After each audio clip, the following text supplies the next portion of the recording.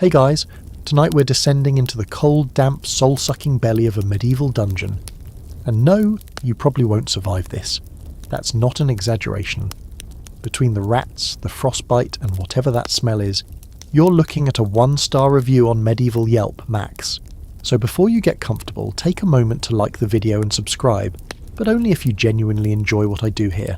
Seriously, I'm not the Inquisition, I won't chase you for it. Drop a comment too. Tell me where you're watching from and what time it is. Always curious. Now, dim the lights, maybe turn on a fan for that soft background hum, and let's ease into tonight's journey together. Your boots slap against slick stone as you march down a narrow corridor, torchlight flickering on the moss-slicked walls. The air thickens with every step, like it's reluctantly letting you in. Your hands are bound, wrists already rubbed raw from rope chafing. You've stopped asking questions. No one answers. Not the guard who yanked you off your cart, not the cloaked figure who read your name off some roll of parchment, and definitely not the men in rusty chainmail guiding you with grunts and occasional shoves. Then you feel it. The temperature drops fast, like you've walked straight into the side of a mountain. It creeps through your clothes, starts a dull ache in your bones. Your breath fogs in the air, a faint ghost of the comfort you left behind. There's a moment of hesitation at the edge of the stairs. The guard spits, grabs a lantern and starts the descent. You follow, trying not to slip on the ancient steps, worn smooth by centuries of miserable feet. And then the door slams behind you. The sound echoes, loud, metallic, final. The dungeon's main corridor stretches ahead like the throat of some sleeping beast. Iron-barred doors line the walls at odd intervals, and behind them, shapes. Some shift, some don't. A few groan. None of it feels particularly welcoming. Your cell is near the end, a squat hole of stone no larger than a stable stall. There's no bed, just a pile of straw that crunches when you step on it. Mouldy, damp and suspiciously warm in spots. You wonder if it's from the last guy. The guard unlocks the door with a ring of keys so heavy it could double as a murder weapon. He gives you a look that says, "Don't make me come in there." Then he pushes you in with a grunt and slams the door shut. The lock clicks. The lantern light fades. You're alone, and it is so cold. The kind of cold that bypasses your skin and wraps itself around your organs.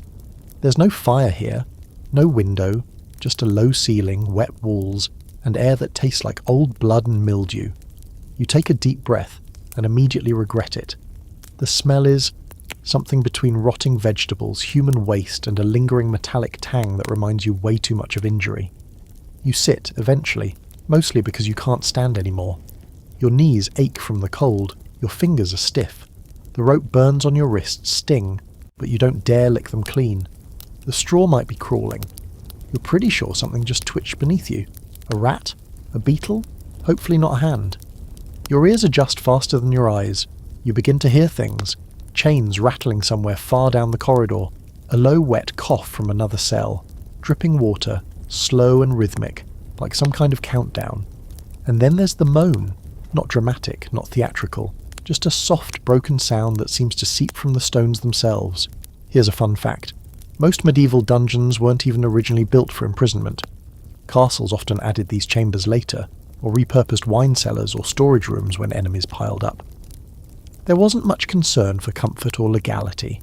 If someone important wanted you off the streets, or off the throne, all it took was a forged accusation and a few bribed officials. Which begs the question, what did you do? You try to remember. The accusations came so fast.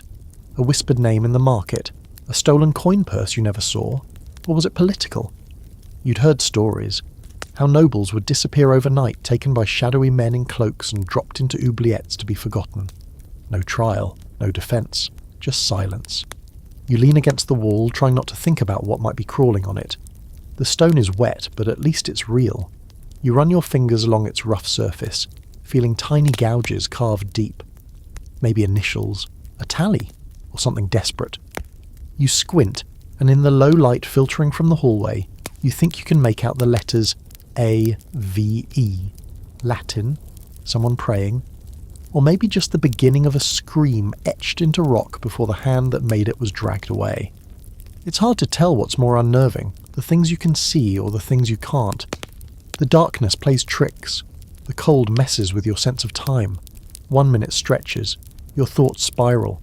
You think you hear footsteps above you, or voices through the wall, but when you hold your breath, nothing. Silence so deep it squeezes your chest. Here's something strange. Some scholars believe that parts of these dungeons were designed specifically to disorient you. Sloped floors, false echoes, air vents that mimicked whispering voices when the wind hit just right. A kind of psychological torture, long before Freud was even born.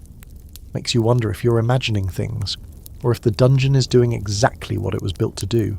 You curl into the corner, arms wrapped around your knees, trying to make your body smaller.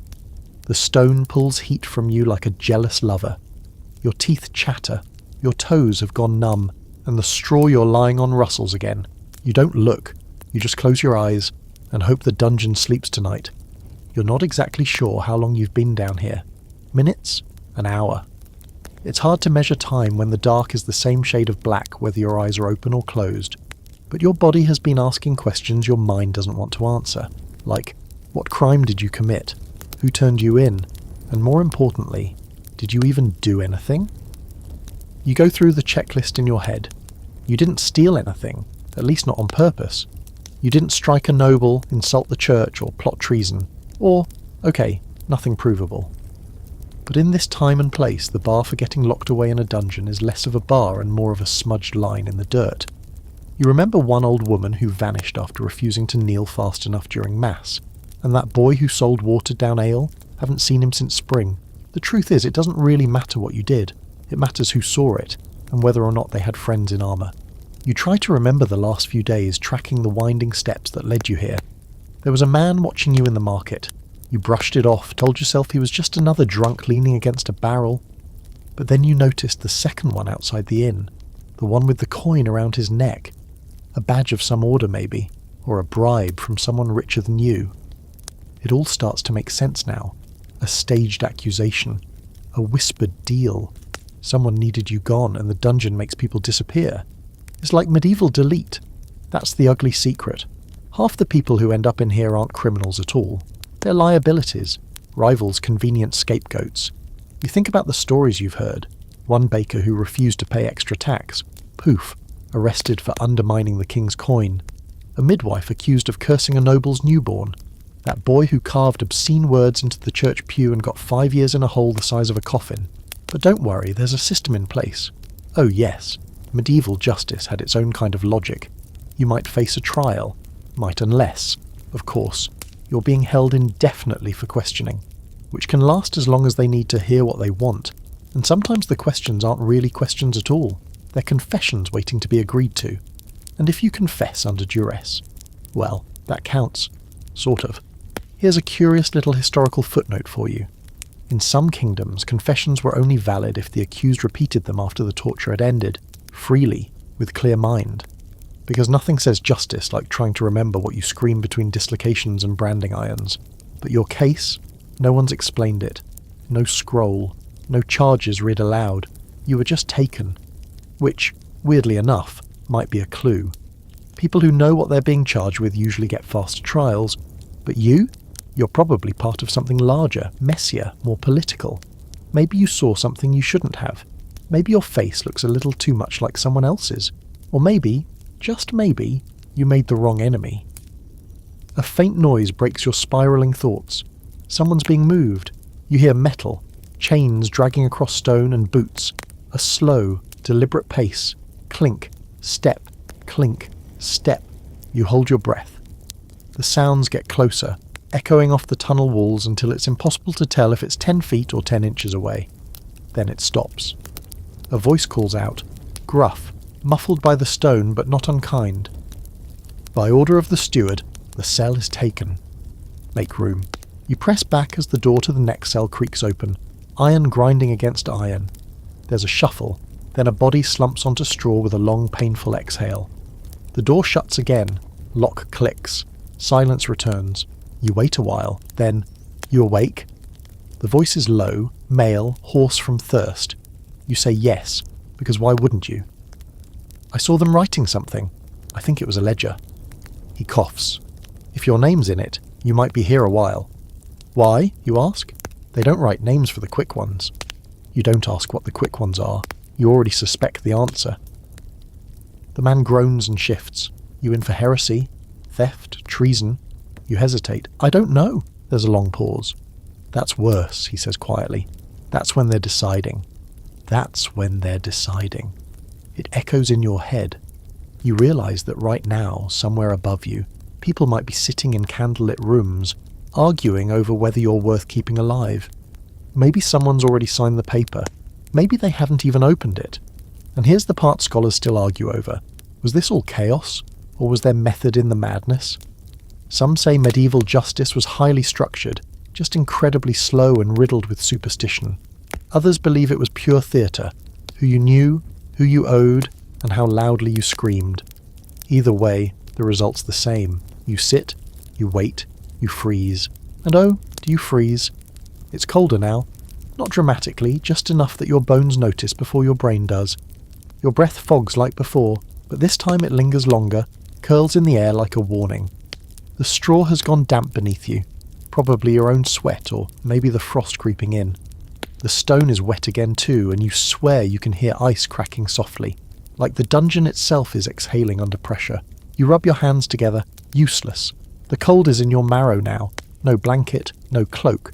You had one when you were dragged in, but it was taken for inventory, which probably means it's keeping a jailer warm 2 corridors over.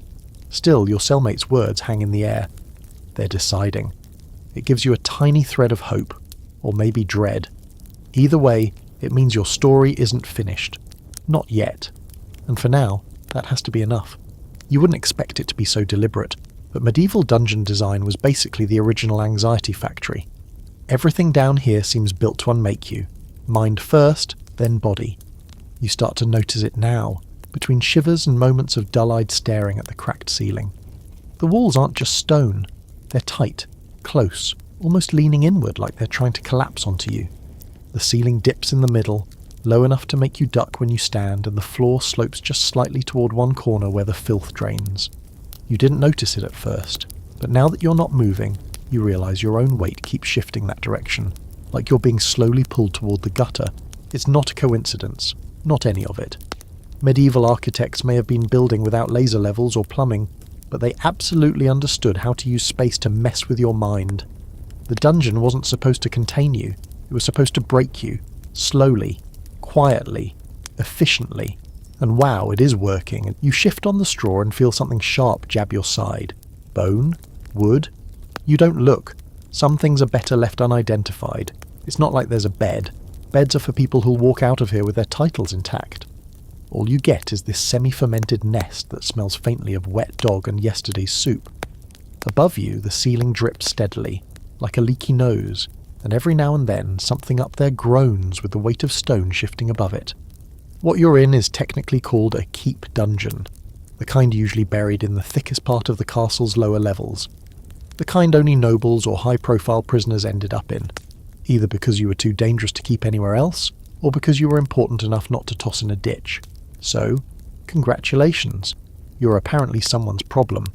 The corridor outside your cell is absurdly narrow, barely wide enough for 2 people to pass without brushing shoulders, and the walls seem to bend the torchlight like they're swallowing it whole. That's probably on purpose too. Less light, fewer shadows, less sense of depth.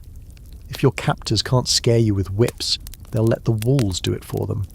You wonder if it ever worked on someone like you, someone who thought they were clever, smart enough to avoid this kind of fate.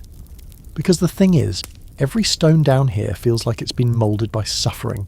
There's a stain just outside your bars, dark, old, could be blood, could be wine. But something in your gut says it's the first one. You press your ear to the wall, curious about your neighbour, the one who said your name might be in a ledger. You're not even sure why. Maybe you're hoping for some kind of connection, something that reminds you that you're still a person, not just a sack of flesh waiting to be judged. But all you hear now is slow breathing and a muted cough. He's either asleep or trying really hard to pretend this whole thing isn't happening. Can't blame him. Now here's a weird historical twist you probably didn't expect. Not all dungeons were below ground. In fact, in some parts of Europe, the worst prison cells were actually above the ground in towers. Hot in the summer, freezing in the winter, completely exposed to the elements. but the psychological advantage of putting someone beneath the castle. That was too juicy to ignore. It said, "You are below us in every way. Physically, socially, spiritually. You belong with the worms. And yet, this place isn't without its bizarre comforts. The silence, while heavy, has a kind of rhythm. The dripping water marks time better than any sundial, and the damp smell, though disgusting, is consistent. There's a weird safety in it. No surprises. Just the same grey nothingness soaking into your bones minute by minute. You could almost doze off if you weren't so freezing. Almost. That's when you hear a clang. Sharp, close, boots. They're back. The sound of footsteps against stone is unmistakable, measured and slow, like someone daring you to flinch before they get to your door. You sit up, spine prickling, heart pumping. You tell yourself to breathe slow. No reason to panic. They could just be checking cells, or delivering food, or dragging someone off for questions. Please not you, please not you, please not you. The steps stop right outside your cell. Keys rattle. A cough, this one deeper, phlegmy. The kind of cough that tells you the person behind it enjoys his job way too much and doesn't wash his hands. The door creaks open just a crack. Then a face peers in, wrinkled, bearded, half a smile that's more a habit than an expression.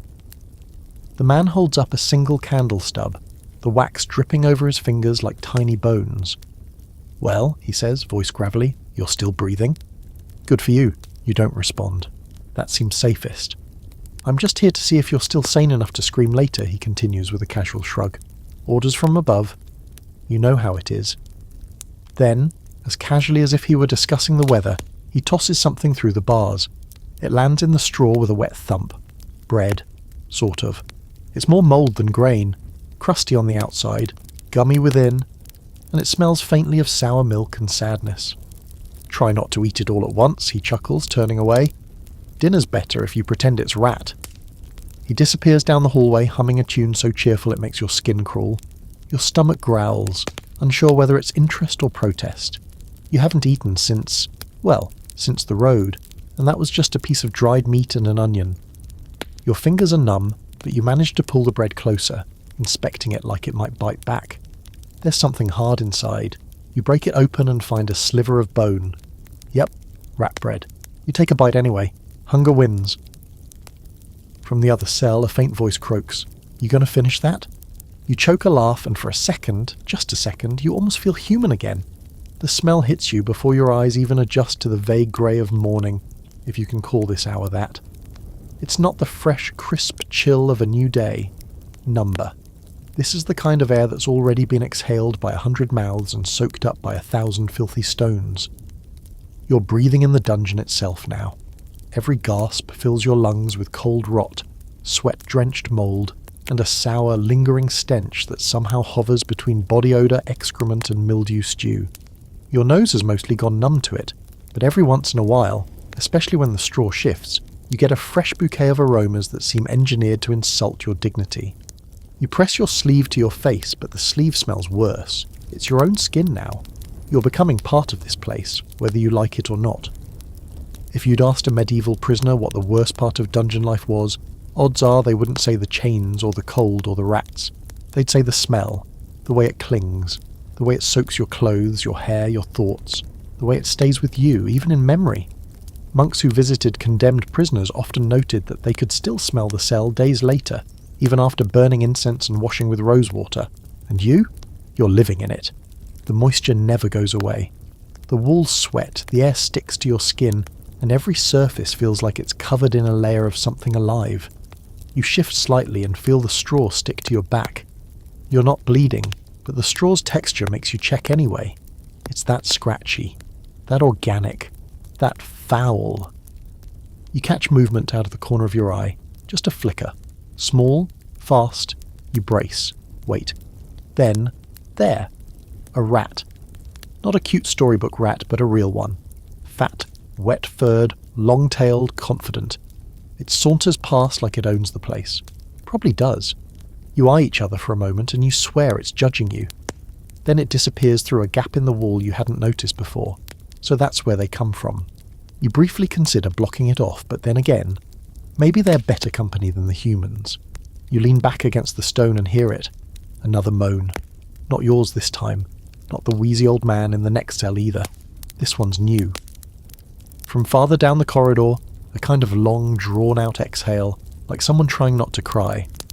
You close your eyes and breathe through your mouth, which doesn't help. The taste in the air is thick, like wet iron and forgotten cheese.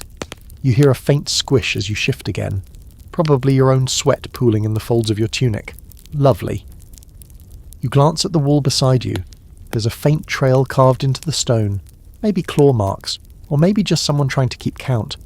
It's hard to tell. You reach out, dragging your fingers across the grooves. 5 vertical, then a slash across. 5 vertical, then a slash. 20 times. Then it stops. 101 days, or maybe someone just gave up counting. Now here's where things get weird, because according to some historical accounts, the truly unfortunate prisoners in medieval dungeons preferred this kind of misery to what was above ground. Seriously. There are writings from the time claiming some inmates begged to stay in their cold, wet cells rather than face open punishment in the square, because the square meant public shame. Whipping posts, stocks, tar, mockery. At least down here no one's laughing at you, except maybe the guards. You hear one of them now, somewhere up the corridor, laughing hard at something. A deep belly-shaking laugh that echoes through the walls like thunder. Followed by another voice, higher, thinner, whining about someone's little accident. Then more laughter. You try not to imagine what the accident was. It's strange how quickly you adapt. A day ago the smell was unbearable. Now it's just there. A backdrop. You sit differently now too. Knees up, arms tucked close, chin down, to keep your heat from escaping. Your posture has curled inward like a drying leaf. It's instinct, this shrinking of yourself. Self-preservation in slow motion. And here's a quirky detail. In some dungeons there were no individual cells at all. Just one big room, packed with people, disease spreading like gossip, fights breaking out over scraps and the smell, intensified by 100-fold. Consider yourself lucky. At least you get your own little hell to wallow in, but that doesn't mean you're alone. Not exactly. You hear them. Others. Murmuring, coughing, praying softly in Latin. One voice closer by sings a lullaby under their breath, rocking slightly back and forth if the creaking is any clue. A lullaby. That gets you. Some poor soul singing themselves to sleep in the dark. The candle stub you were given, well, it's gone now. Melted into a small puddle of wax on the floor. You didn't even get light from it, really. Just the idea of light. But now even that's disappeared, and the cold seems to push in harder, more confident in the dark. You try not to think about your body. Your feet are soaked and numb. Your fingers feel like someone else's. You realise with a quiet horror that you haven't urinated in what feels like ages. Or maybe you have. Maybe the cold's tricked you.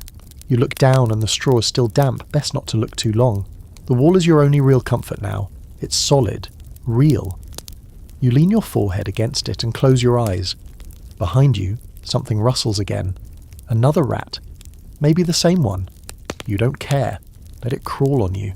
Let it nest in your clothes. What else can it take? You open your mouth and speak softly into the wall. Why? No one answers. But the stone listens. At some point, maybe a few hours after the rat incident, or maybe just a few minutes later, you become acutely aware that you're not alone. Not in the spiritual sense, not in the philosophical, we're all suffering together kind of way. No, this is more primal. There's someone else in your cell block. Someone breathing. At first it's easy to pretend the sound is yours, an echo of your own shallow breaths bouncing off the stones. But then the rhythm changes. Yours goes fast. The other one doesn't. It stays slow, measured, deliberate. You turn your head just enough to catch movement across the hall, or maybe 2 cells down. A pair of eyes glint in the flickering light from a far-off torch. Not the full face, just the eyes, watching, wide open, too wide. You swallow. Your throat is raw and dry and your voice comes out more like a rustle of fabric than a word. Hello? Silence. Then a wet cough, and a rasp of a voice so low it barely registers as human. What did they say you did? The question hangs there, trembling between you like a cobweb. You want to answer, but your mouth fails. What do you say? I don't know. Seems both too much and not enough. I didn't, you finally mutter.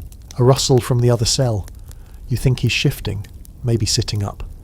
None of us did. The voice is old, Maybe not in years, but in wear. It's seen too many cold floors, too many interrogations, too many midnights that never led to dawn. You try to peer through the darkness. It's impossible to make out his features, but the shape is there. Thin, hunched, arms wrapped around legs in the universal posture of long-term despair. You can feel the weight of him from across the corridor, not his body, his time. Been here long, you ask, and he laughs. It's quiet but bitter, like someone coughing up regret. Long enough that I stopped hoping the door would open, long enough that I started hoping it wouldn't. You don't know what to say to that. What can you say? Sorry sounds useless, so you stay quiet. He speaks again, softer this time. They took my brother. Thought we were part of a rebellion. We weren't, just farmers. But we knew someone who knew someone. A pause. That's all it takes. You let that settle. It's not exactly new information. You've always known that guilt in these walls is a matter of proximity, but hearing it said out loud makes it colder somehow. He shifts again. You'll hear them soon. The others. The others? He exhales through his nose. The ones they broke. A chill moves through you that has nothing to do with the stone floor. They don't cry anymore, he says. They hum, or mutter prayers. Sometimes they just scratch at the walls. You'll hear it. Sounds like rats at first, but it's fingernails. Just people trying to scrape a hole into somewhere else. He isn't trying to scare you. That's the most unnerving part. He's just stating facts. Like the sky's blue, and the floor is wet, and humans aren't built to survive this kind of quiet. You suddenly notice your own hands have been moving. Thumb against fingertip, rubbing in small circles. Something to do. Something to remind yourself that you're still a living creature, and not some breathing object left to rot in a corner. You look around your cell again, more closely this time. The walls bear stories if you care to read them. Carvings, crude, uneven, made by desperate hands. Names scratched into stone. Some in Latin, some in symbols, a few in languages you don't even recognise. There's a crude drawing of a bird, one of a ship, someone's attempt at a sun. You feel something stir in your chest. Not hope exactly, but maybe the ghost of it. Whoever made these carvings, at least they tried. They imagined something else, something beyond these walls. Birds, ships, skies. It's a quiet form of rebellion. Your cellmate groans in the next cell, then softly, almost too softly to catch. They'll come tonight. You stiffen. Who? He doesn't answer. You press your back to the wall and listen harder. It's silent now. Even the dripping water has paused, like the whole dungeon is holding its breath. But then, faintly, so faintly, you hear it. A soft hum. One note, then another. Out of tune. From farther down. You try to tell yourself it's someone singing to themselves. Maybe comforting a cellmate. But no. This isn't a song. It's more like an echo. A sound repeated out of habit, not meaning. Like a wind chime made from cracked voices. And now you hear the scratching too, not close. Just far enough to make your skin crawl. You lie down, not because you're tired, but because you need to pretend there's some kind of routine. That your day ends with sleep. That there's still a difference between day and night. Fun historical tidbit. The concept of solitary confinement as we know it didn't really exist back then. Dungeons were usually communal, or at least semi-communal, but that didn't stop them from isolating people in subtler ways. They just put you close enough to others to hear their madness without being able to reach them. Psychological torture via proximity. You close your eyes and try to breathe slow. You think of the bird etched into the wall, maybe a sparrow or a dove. You imagine it fluttering through the air, wings catching sunlight, a distant field, a warm loaf of bread, human voices laughing. Then someone screams, not nearby, not quite far either. A scream that starts sharp and then warbles into something ragged and wet, like the person ran out of voice before they ran out of pain. You don't move, don't breathe. You just lie there, eyes open in the dark, heart pounding like it's trying to crawl out of your chest. Eventually the silence returns, but it's changed. Now it's heavier. You listen again. And from your neighbour's cell a whisper. They're just getting started. There's no sun down here. No bell tolling hours. No flickering candle marking the slow march of time. So you don't know what part of the night it is, only that it is night. The kind that presses on your chest like a weight and makes your breath come out ragged. You haven't moved in what feels like hours. and yet your muscles ache like you've run through an entire battlefield in your sleep. You try not to think about the scream from earlier, but of course, that's impossible. It's like trying to ignore a toothache. It's dull now, yes, but still there, throbbing in the back of your mind. You can hear it replaying over and over again, that high, keening note at the start, the break halfway through, that last sickly gurgle. You can't forget it. You don't even know who screamed. Maybe it was the man 3 cells down, or the young boy you glimpsed when you first arrived, arms too thin for the shackles they gave him. Or maybe it was someone newly brought in, fresh, still soft. Your cellmate hasn't spoken again. The old man, if he's even still there, has gone quiet, maybe asleep, maybe finally given in to the slow rot of despair. Or maybe he knows something you don't and has decided not to share. That makes you think, what are the rules down here? Is there a code, a hierarchy? Is it every prisoner for themselves, or is there some unwritten law? Don't steal bread, don't scream too loud, don't speak unless spoken to? It's hard to tell. Everyone you've encountered seems wrapped in their own version of silence. A silence made not of peace, but of survival. You let your fingers drift to the chain bolted into the wall beside you. It's short, maybe 4 feet long, connected to a thick iron collar you weren't even awake for when they put it on. You can't see the collar, but you felt it every time you try to roll over. It's just tight enough to remind you you're owned, that your neck, like your future, is not your own. Which brings you to the question you've been avoiding. Is this even legal? Well, let's define legal in the medieval sense. Law back then wasn't what you'd call standardized. It was more like a stew of royal decrees, local customs, church doctrine, and noble whims. Trial by combat? Sure. Trial by ordeal. Boiling water, hot irons, or a nice swim to see if you float? Absolutely. If you were a peasant, justice was mostly about how expendable you were. If you were a noble, it was about who you'd angered. And if you were neither, well, welcome to the dungeon lottery. You start remembering fragments from village gossip. Stories about men imprisoned for speaking Latin too well, or women accused of witchcraft after giving birth to twins. Superstition wasn't just folklore, it was law. It filled in the gaps where logic took a nap. And the church? Oh, the church was always watching. Not all dungeons were royal. Some were monastic, run by abbots with authority to imprison heretics, blasphemers, and the spiritually suspicious. You glance around your cell and wonder if this is one of those places. The symbols scratched into the wall could be religious. Maybe someone's desperate Hail Marys, or maybe curses. You never know. Half the monks could read. The other half just made it up. Here's something odd. Some prisoners requested to be locked away. Not because they were guilty, but because they feared for their lives outside. A corrupt landlord. A vengeful knight.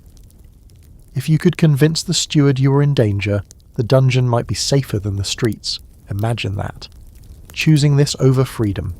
You shift your weight again, and your hip presses against the stone floor.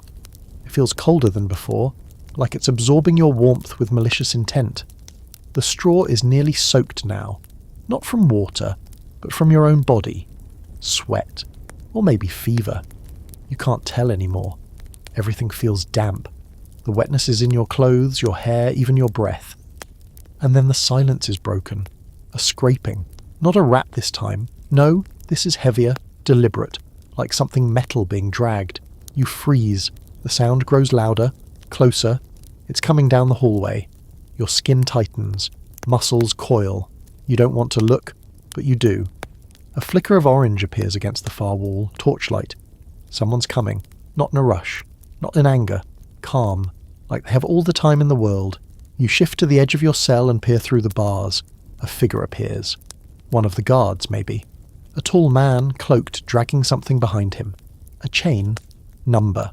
A device. Long. Made of iron and wood. You can't make out the details, but it's not for warmth or comfort, that's for sure. He stops at a cell 3 doors down. You hear a key slide into a lock. Then a creak.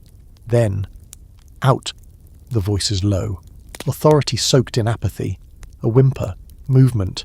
Someone is being hauled from the cell, then something that freezes your blood. A scream. Not loud, not like before. Just a small, broken sob that doesn't even get past the threshold of a proper wail. A plea. And then the sound of flesh against stone and metal clinking. The figure drags the prisoner away, the torchlight recedes, the scraping fades, you're left in darkness again. But this time, the silence feels purposeful, like it's waiting. You lie back, heart hammering. What was that device? The rack? A strappado? One of the more creative ones, like the Pear of Anguish? The books you read didn't prepare you for this. Not really. It all sounded theatrical on the page, but down here, with that scent still lingering in your nose and your ears ringing with that soft sob, it's terrifying in a way that defies imagination. You pull the straw closer around you and try to make yourself small. There are no rules here, no rights, not even the illusion of fairness, just whims, orders, darkness, and men who drag iron tools down long corridors hunting for screams. It's hard to say what's worse, the hunger or the anticipation of hunger, the way your stomach coils in on itself like a dying thing, or the way your brain starts imagining food you'll never taste again. Bread. Real bread. With a crust that crunches and a centre still warm from the hearth. Maybe a bit of salted butter. You try not to think about it, but the mind is a traitor, and right now yours is cooking feasts while your body starves. Your last meal still sits like a rock in your gut, that mouldy, bone-studded lump of bread the guard tossed you. You ate it because you had to, because even rats gnawing at it later would be preferable to it going to waste. But now your body's demanding more, like it forgot where you are. There's no meal bell down here, no generous ladle from a communal pot, just the distant hope that someone will eventually toss another lump your way, and that the rats won't get to it first. And sure enough, it happens. Hours pass, or maybe a day. You're not sure anymore. But eventually boots return, heavy ones marching without urgency. You hear the familiar rattle of keys, the squeal of hinges, the unmistakable grunt of effort as the guard hoists open a rusty iron slot in the bottom of your cell door. "Feast time," he says, voice laced with sarcasm thick enough to cut with a spoon, which of course you don't have. Something is shoved through the opening and lands on the floor with a wet plop. You crawl toward it like a dog. It's a bowl, or something vaguely bowl-shaped. Maybe it was clay once. Now it's mostly grime and finger-smooth sludge. Inside is soup? That would be generous. It's more like broth that forgot what flavour is, flecked with tiny specks of something green, and a couple of unidentifiable floating objects. You tell yourself it's barley, you hope it's barley. There's no spoon, of course, no bread on the side. Just the bowl and whatever dignity you've managed to hold on to, which isn't much, because in about 10 seconds you're on your knees, cupping the rim in your hands, slurping like a desperate animal. It tastes like water that's been strained through a boot, and yet, somehow, it's the best thing you've had in days. From the next cell, the old man chuckles. "Must be Sunday," he wheezes. You almost laugh. Almost. But the liquid hits your stomach like it's trying to escape back up, and you end up gagging instead. You clutch the bowl tighter, can't waste it. This might be the last thing you eat for another day, or 2 or 5. And here's the truth. Medieval prisoners didn't get regular meals. They got what the guards felt like giving them, or what other prisoners' families could afford to send. If you had no one on the outside, well, you hoped the jailer had a soft spot, or a gambling problem you could exploit, or that noble somewhere accidentally scribbled your name onto a pardon. It wasn't uncommon for inmates to die of starvation long before any trial was ever scheduled. The law didn't say you had to be fed, just that you had to be held. And a dead prisoner was still technically held, especially if the body didn't get discovered for a while. And that's not even getting into the water situation. Your drinking source is a trickle of brownish liquid running down the wall near the drain corner. It smells like rust and feet. You've used it anyway, several times now, and every time you tell yourself this is the last time. But then the thirst creeps in, and your mouth feels like it's lined with wool, and the idea of dying from dehydration seems stupider than risking a little dysentery. The worst part? Your body is starting to normalise it. The awful food, the rank water, the way you flinch every time footsteps approach, like your muscles have developed their own religion, and the guards are gods of wrath. Your skin itches constantly now. Lice, maybe, or fleas, or just the sensation of being slowly consumed by your own sweat and the creatures nesting in your hair. You've started scratching without noticing, long, slow scrapes down your arms, your legs, behind your neck. You've even cut yourself a few times, tiny lines that sting when you move. It's becoming your only form of stimulation. And here's a disgusting historical detail. Guards would sometimes let lice-infest prisoners on purpose. Not because they enjoyed torture, though, okay, sometimes they did, but because it made people easier to control. It distracted them, weakened them, made them less likely to rebel. You can't plan an escape if you're too busy scratching at your scalp and muttering about imaginary bugs crawling up your spine. You finish the bowl of whatever that was and set it carefully to the side. Your fingers are trembling now, whether from cold, hunger, or pure exhaustion, you're not sure. You lie down again. Not to sleep. Sleep is more of a theory than a reality at this point, but to rest your eyes, to pretend your spine isn't aching and your ankles aren't chafing from the shackles that bite in just enough to remind you you don't belong to yourself anymore. Then comes a sound you hadn't expected. Laughter, light, high-pitched, almost musical. You sit up. It's not the guard. It's not the old man. It's someone else. A woman, maybe. Or a boy with a voice not yet changed. It echoes down the corridor, rising like steam from somewhere deeper in the dungeon.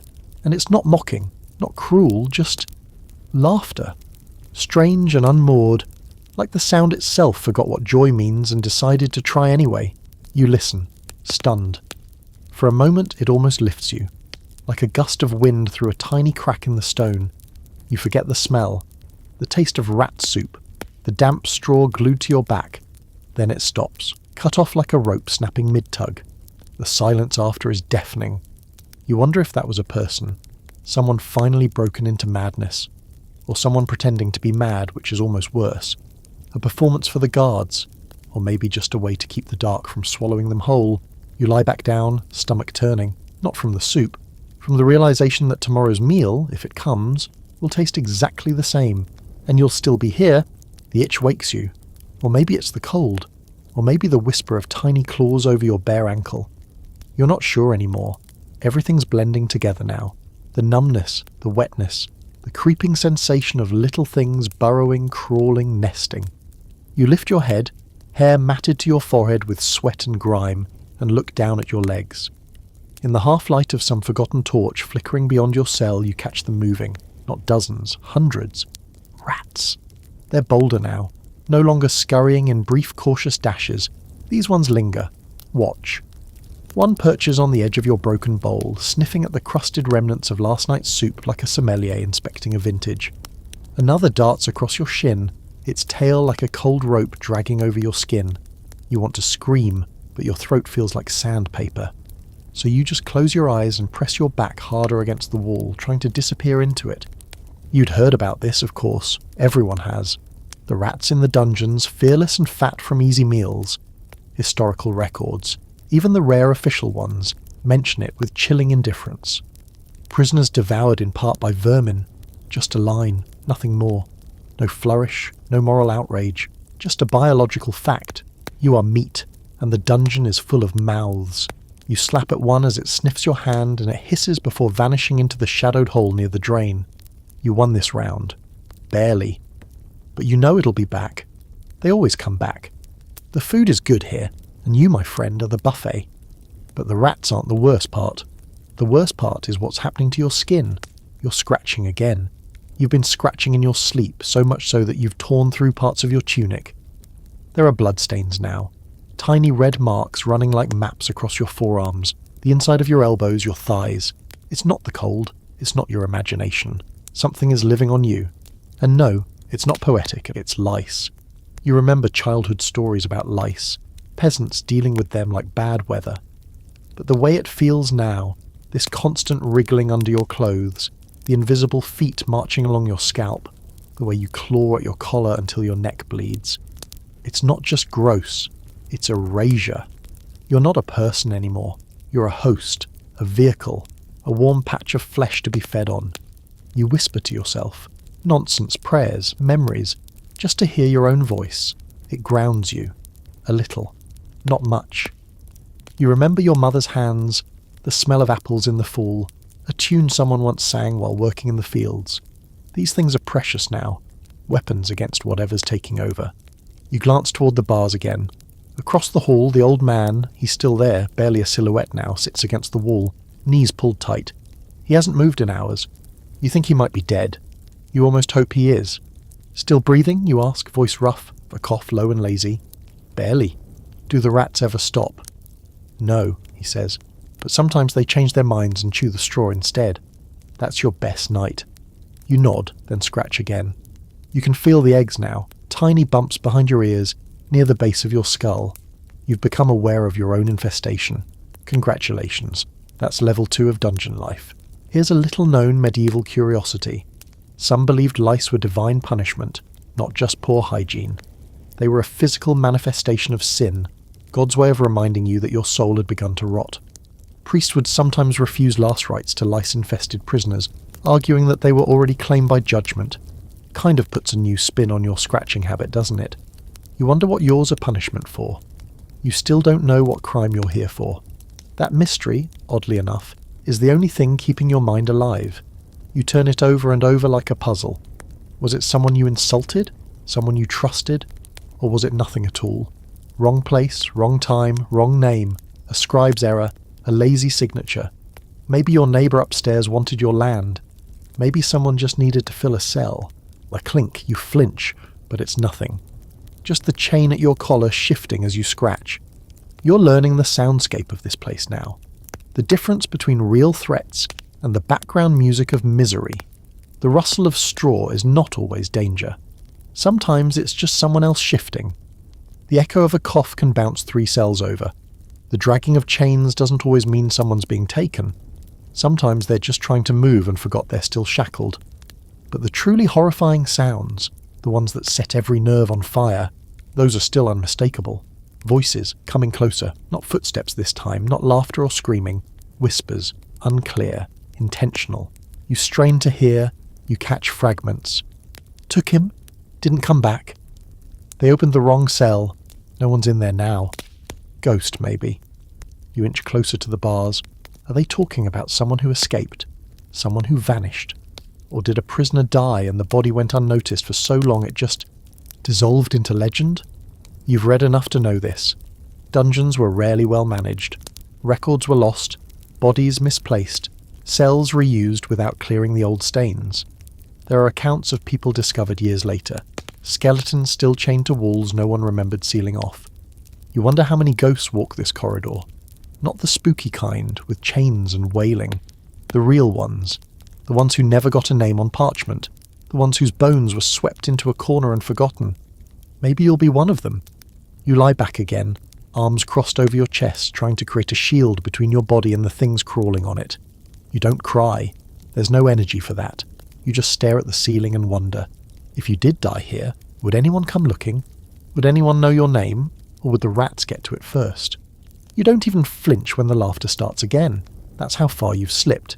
It starts faint, distant, almost cheerful, but it rolls toward you like a storm front. A man's voice this time, high-pitched with madness, then dipping into low, almost melodic growling, as if he's telling jokes only he understands. It's not directed at anyone. Or maybe it is, but the target isn't in this world anymore. The sound echoes down the stone hallway, bouncing between the iron bars like a hymn in reverse. It goes on for minutes, then it stops. You wait. Nothing. A moment later, a wet-sounding cough cuts through the silence, followed by a sharp metallic clink, like someone yanking their chains against the wall. You know the sound too well by now. That tug of desperation, that last-ditch hope that maybe, just maybe, the rusted loop will give way. It won't. It never does. You press your cheek to the wall, hoping the cold will help calm the fever creeping up behind your eyes. The lice, the filth, the sleepless nights, the hunger. It's all coming together now in a kind of toxic harmony. You feel like a soup that's been simmering too long, reduced to a thick, miserable paste of thoughts and smells and skin. You're losing yourself, and you can feel it. You whisper a name, your own, just to make sure you still remember it. And even that feels strange. Foreign. Like you're saying someone else's secret aloud. The person who had that name lived in a house, wore clean clothes, had teeth that didn't ache and hands that didn't tremble. That person is gone. And the guards, they've noticed. They always do. There's a change in their tone now when they walk past your cell. Less threatening, more amused. You catch snatches of conversation. "Look at this one," one mutters. Doesn't blink anymore. Another laughs. Won't be long now. You're the evening entertainment, a bit of human theatre between rounds of ale and cards. Once you caught one of them watching you too long through the bars. Not cruelly, just curiously, like he was trying to decide whether you were still a person or already something else. He didn't say anything, just stood there with a mug in his hand and a slack-jawed expression, then moved on.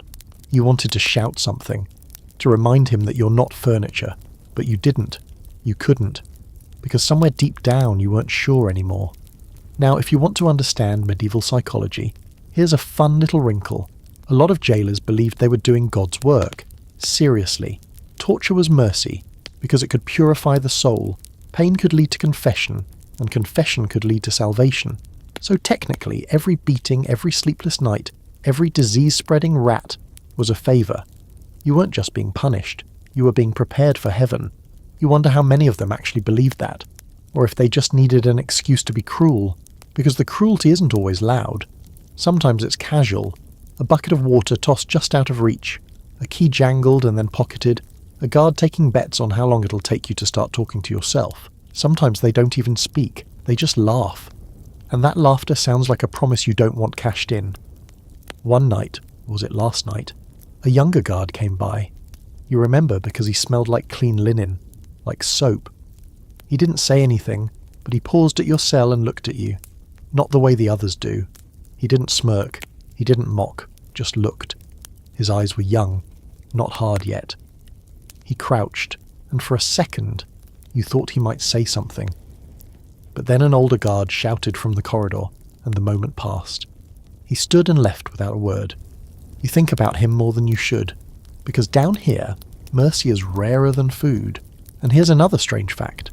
Some prisoners developed full-on relationships with their guards, Stockholm Syndrome before Stockholm had a name.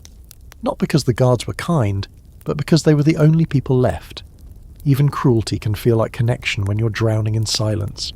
You shift on the straw again, wincing as your hip bone presses into the floor. The skin there is rubbed raw now, almost blistered.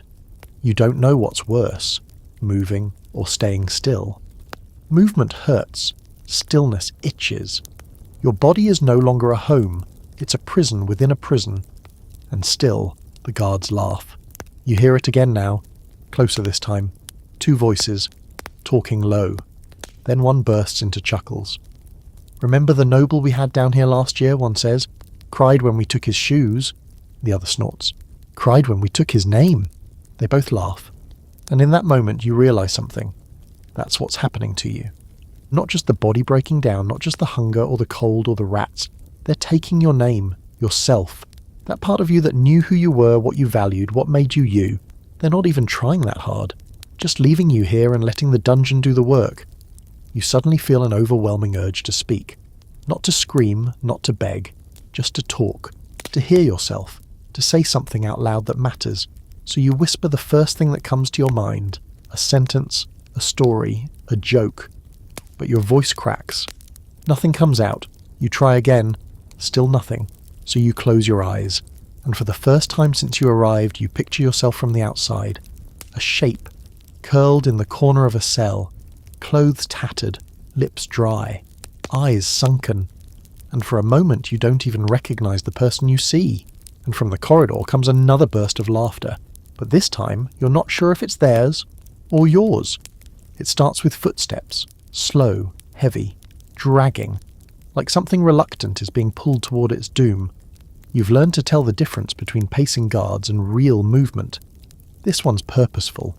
It has that quiet tension behind it, like air just before a lightning strike. You sit up, or at least you try.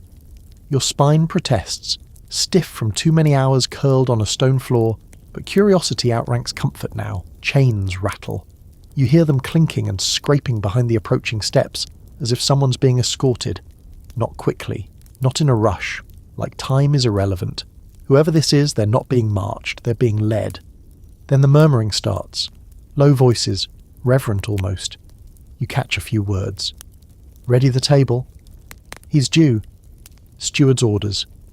You feel it before you see it. The shift in atmosphere, like the dungeon itself is preparing. The air thickens. The usual background moans and coughs fade into silence. Even the rats retreat to their corners. It's like the whole place holds its breath. The man passes your cell. He's hooded, flanked by two guards. His hands are chained in front of him, and his face is hidden, bowed low. You glimpse fingers, long, trembling, smeared with something dark that might be blood or ink. His robe is stained, torn in places. You wonder if he's a monk, or once was. You're about to turn away when he looks at you. His eyes find yours through the bars, just for a second. A blink. But there's something in them that roots you to the floor. Not fear, not even pain. Just resignation. Like he's already left his body behind and the shell's just finishing the trip. Then he's gone. Dragged farther down toward a part of the dungeon you haven't seen. Haven't heard. Not until now. A door groans open. You don't see it, but you hear it. Thick hinges, rusted, heavy. Beyond it, a different kind of darkness. The kind that smells of scorched metal and old secrets. Then the screams begin. Not the kind you've heard before. Not instinctual, sudden wails of someone in pain. These are calculated, stretched, built for duration. You feel each one like a ripple in your gut, like your own body is remembering pains it hasn't experienced yet. There's rhythm to it. Groan, sob, shriek, silence, repeat. The other prisoners hear it too. You feel them stir. Some turn away, some whimper. One further down starts reciting a prayer, barely audible, each line trembling more than the last. Sancta Michael Arcangeli, defenda nos in proelio. You don't know the Latin well, but the cadence is familiar. Protection against evil, against devils. You almost join in. Almost. Instead, you listen. Not because you want to, because you have to. Your brain latches onto the sound, trying to make sense of it, trying to map the pain. Is that the rack, or the iron boot? Are they using the pear, or just fire? You remember reading about these things in hushed corners of books, wide-eyed as a child, thinking they were barbaric curiosities, remnants of a darker time. But here, in the dark, they're real. They're not relics. They're tools. And they're working. A guard passes by and glances at you. "Don't look so pale," he says, grinning. "You're not up next." Probably. He laughs and moves on, his torch casting long, flickering shadows across the hall. The scream rises again, falters, then cuts off entirely. A wet sound follows, something collapsing. Maybe a body, maybe a bucket, maybe both. The silence after is worse, because it invites your imagination to play. Here's a historical curiosity. Torture wasn't always about information. Sometimes it was symbolic, a demonstration of power, a warning to others. In some regions, confessions extracted under torture were legally valid. In others, they had to be confirmed later, when the accused wasn't actively screaming. That little detail, often ignored. There were also torturers with reputations, men known by name whose techniques were whispered about in taverns like ghost stories. One famous executioner reportedly said, "It is not the breaking of the body, but the bending of the soul that is our true craft."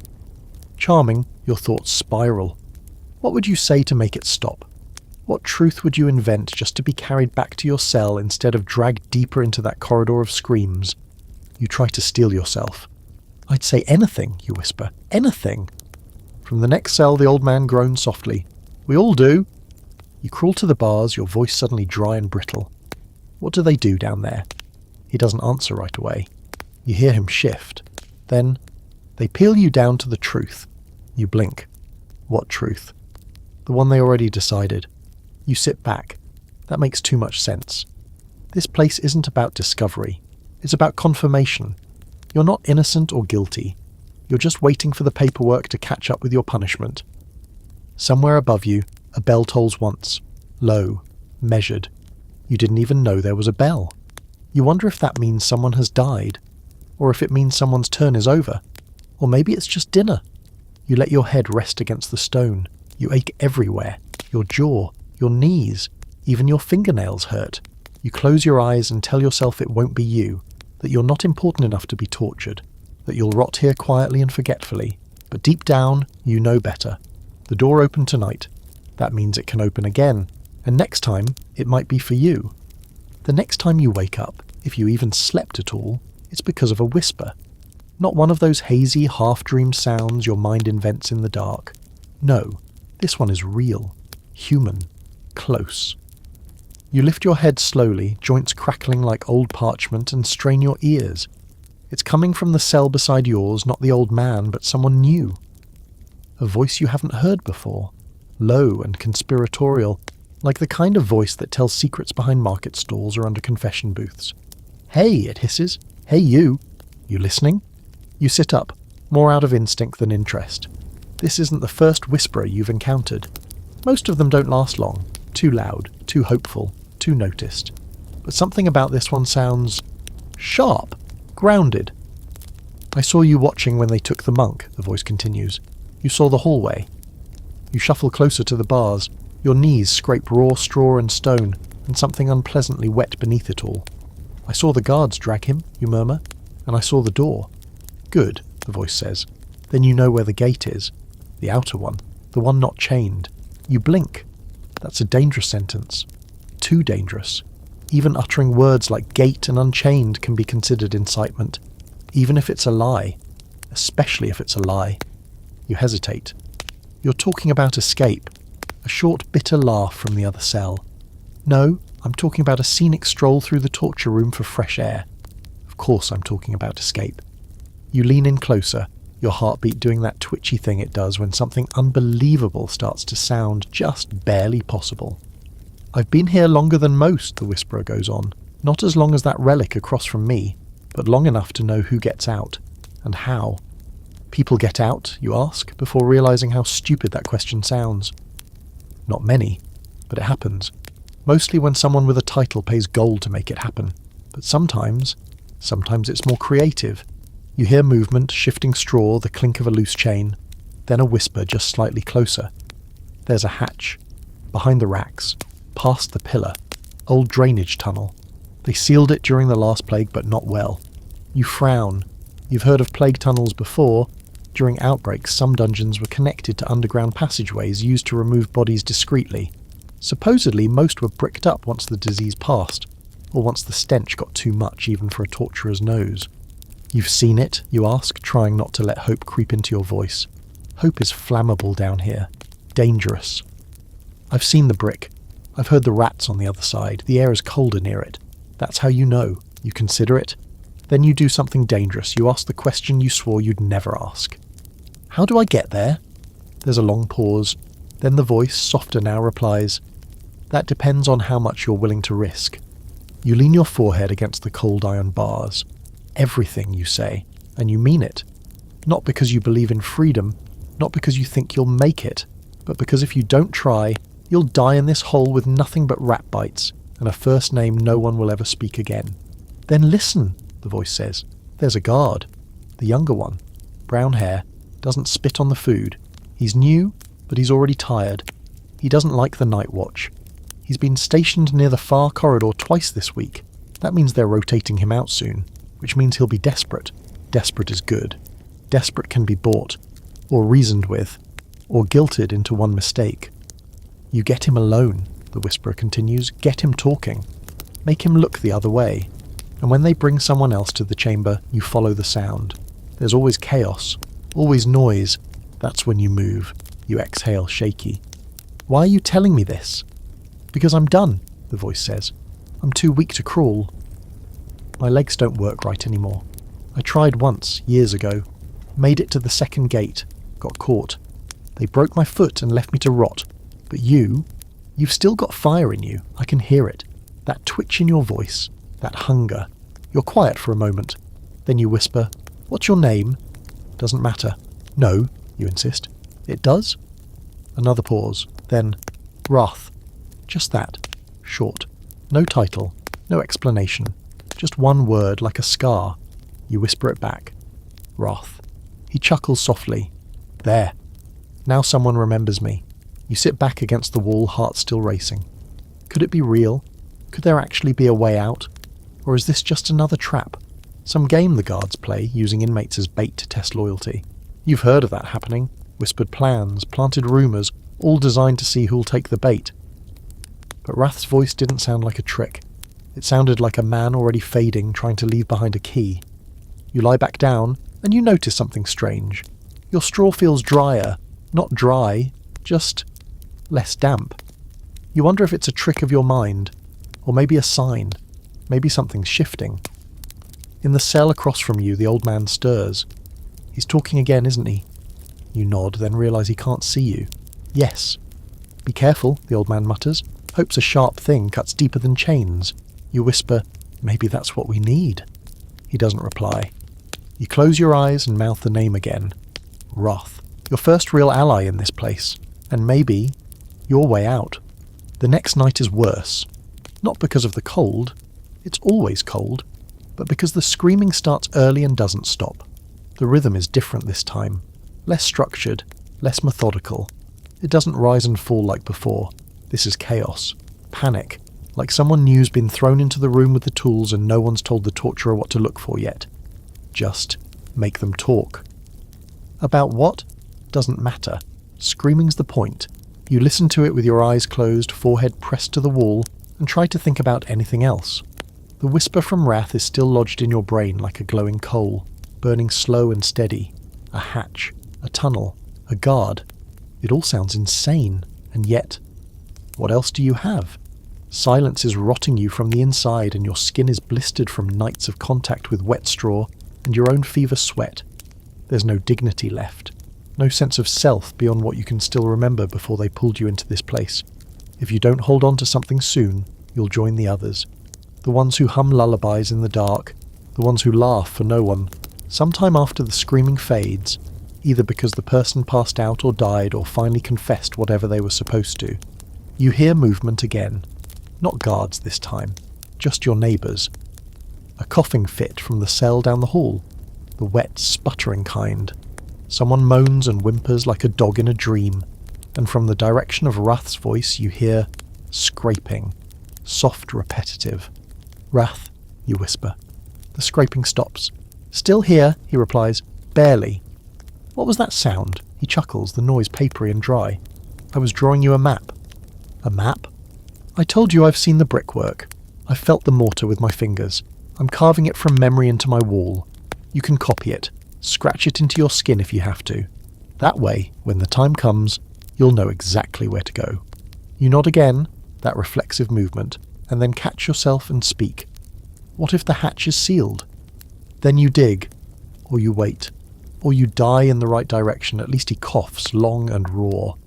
Better than waiting here for your ribs to break on their own. You want to ask what that means, but you don't. The next time you hear boots in the corridor, you're already alert. You've been listening for them. The soft shuffle followed by a pause, then a second step, heavier, then the drag of something. Armour maybe, or a blade too big to carry easily. But this time it's a different cadence. You recognise it. Quicker, younger. It's him, the young guard. You shuffle forward, position yourself where the torchlight from his lantern might catch your face, and wait. You hear the keyring jingle, the lantern creak. Then he stops near your cell. He doesn't speak. You don't either. You just meet his eyes. They're as tired as yours, but clearer. He hasn't been here long enough to go numb yet. You can see it, the discomfort, the way his gaze flicks toward the far hallway where the scream chamber waits, then back to you. He doesn't say anything, but something shifts. He leaves. You don't know if that was good or bad. Later, Wrath speaks again. That's him, right? The one with the quiet boots? Yes. Talk to him next time. Ask him something small. Not about escape. Something normal. Normal, you echo? Like it's not hell here. Like you're still a person. You lie back, repeating the words in your head. Like you're still a person. The old man across from you chuckles. God help us all. The hours stretch again. You try to measure time by your hunger. It comes and goes like the tide now. Sometimes you're dizzy from it. Other times, your body forgets it needs food at all. When the meal arrives, it's a crust that could double as a weapon. You chew it slowly, savouring the mould, pretending it's cheese. The rats are back too. You don't flinch anymore when they crawl near. One even settles beside your foot. You name him Thomas. That night the laughter returns. The man down the corridor, the one who never stops. His laugh has evolved. It has rhythm now. He claps softly while he laughs like a drunk noble at a minstrel show. Then he begins to sing. Nonsense words, half Latin, half gibberish. Ophilie et filiae, et tum tum tum. It's both haunting and ridiculous. You almost laugh. Then you hear the guards muttering. They're annoyed. They don't like when someone breaks the dungeon script. Laughing is fine. Screaming is encouraged. But singing? That's defiance. That's trying to make something out of the dark. Moments later, you hear the cell door down the hall open. The singing stops. You never hear that voice again. Even wrath is silent for a long time. Eventually you whisper into the wall, "Are you still with me?" A slow exhale. "I am." "You ever come close," you ask, "into making it out?" A pause. "Yes. Once. I saw the moon." You sit up straighter. You saw it. Through the bars of a vent shaft. Smelled the night air. Heard an owl, thought I'd made it. Then I passed out. He chuckles. Woke up back in my cell. Half dead. But for a moment I remembered what air felt like when it wasn't shared by 50 desperate men. You don't speak for a while. You just let that image hang in the air. The moon. An owl. Real air. Then you whisper, "Maybe I'll see it too." "You better," Wrath replies. "Someone should." A few hours later, or maybe a full day, you hear footsteps again. Same pace, same boots. The young guard. You don't move this time. Don't rush to the bars. You sit calmly and wait. He pauses outside your cell as if deciding whether to stop or keep moving. He stops. You glance up, eyes heavy-lidded. "What time is it?" He blinks. You've caught him off guard. Late," he mutters. You nod, as if that's all you needed. "Feels late." A pause. Then quietly he says, "They took another one today." "Didn't scream much," you reply, and he shakes his head. "Didn't have the energy." Then he moves on. You sit in the dark, pulse steady. That was the first step. You're still a person. At least for now. At some point, your clothes become the enemy. You can't say when exactly, but it sneaks up on you, like everything else in this place. First, it's a stitch in the collar that starts rubbing raw against your neck, then a seam that digs into your waist when you lie too long on your side. Then, slowly, the entire outfit becomes a living thing, itching, chafing, damp in all the wrong places, and always clinging like a second skin soaked in swamp water. You try to adjust it, gently at first. Pull the sleeves away from your wrists, lift the hem of your tunic so it doesn't press into your thighs. But it's no use. The cloth is saturated now, with sweat, grime, blood maybe. And something worse, some thick, sticky residue from the straw or the rats, or even your own skin slowly breaking down. It's not fabric anymore. It's a curse you have to wear. At one point you try to peel it off entirely, maybe just the top half, just for a moment of relief, but your joints scream in protest, and the dried patches of filth tear when you move. It's like trying to take off a bandage that's fused with your skin. You stop before you do real damage, and still, the itching continues. Your scalp is a battlefield now. You've scratched so much you're certain you've drawn blood. Your nails come back red sometimes, not enough to panic but enough to notice. There's a crust behind your ears, and you feel the bumps on your shoulders and spine. Bites, you think. From what? You don't want to know. Lice are a given. You can practically feel them setting up camp in your hair, throwing little banquets, inviting friends. But there's something else too. Fleas? Mites? You caught one crawling across your forearm the other day, pale, translucent, fast. You flicked it off instinctively, then realised you'd just participated in the dungeon's most popular sport. Self-inspection, followed by existential dread. You finally understand why medieval prisoners were sometimes referred to as walking corpses. It's not the pallor or the weight loss. It's the feeling of being inhabited. Like you've become a place instead of a person. A breeding ground for vermin, a warm pocket of blood and moisture that other things want to live in. And you know what's worse? Your body's adapting. It's not fighting anymore. You're not shivering as much. You're not flinching when the rats crawl over your foot. Your stomach only growls every few hours now. You're evolving into something else. Not better. Just adjusted. You glance down at your tunic and realise it's no longer brown or grey or whatever it used to be. Now it's blotched. Yellow-green in places. Blackened near the hem. Dark red around the wrists. The edges are fraying. The threads have gone loose and stringy. You could pull a handful off and make rope. You think about doing it. Maybe you will. In a twisted way, your clothing has become your journal. Every stain, every tear, every crusted over patch of blood tells part of the story. That was the first night. That's when the coughing started. That dark ring near your ribs. That's where you curled up after hearing the boy down the hall beg for his life. No one listened. And yes, you've started talking to yourself. Not constantly, just occasionally. A whisper here and there. A quiet comment about the way the stone wall glows in the torchlight. An observation about how your skin has started to feel waxy. You tell yourself it's a coping mechanism.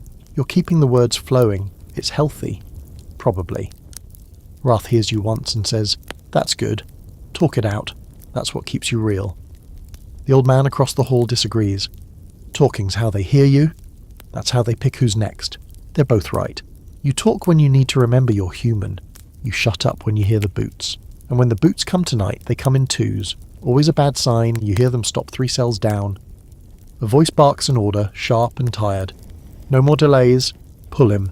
Chains rattle. Someone groans. A young voice. Not a child, but not a man either. The kind of voice that still sounds surprised when it hurts. They drag him past your cell, and you make the mistake of looking. He's got a blindfold on, but his mouth is open, panting like an animal caught in a snare. His knees don't work. One guard carries his weight while the other keeps a grip on the manacles.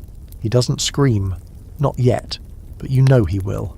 You turn away and scratch at your collar until your nail catches on something hard.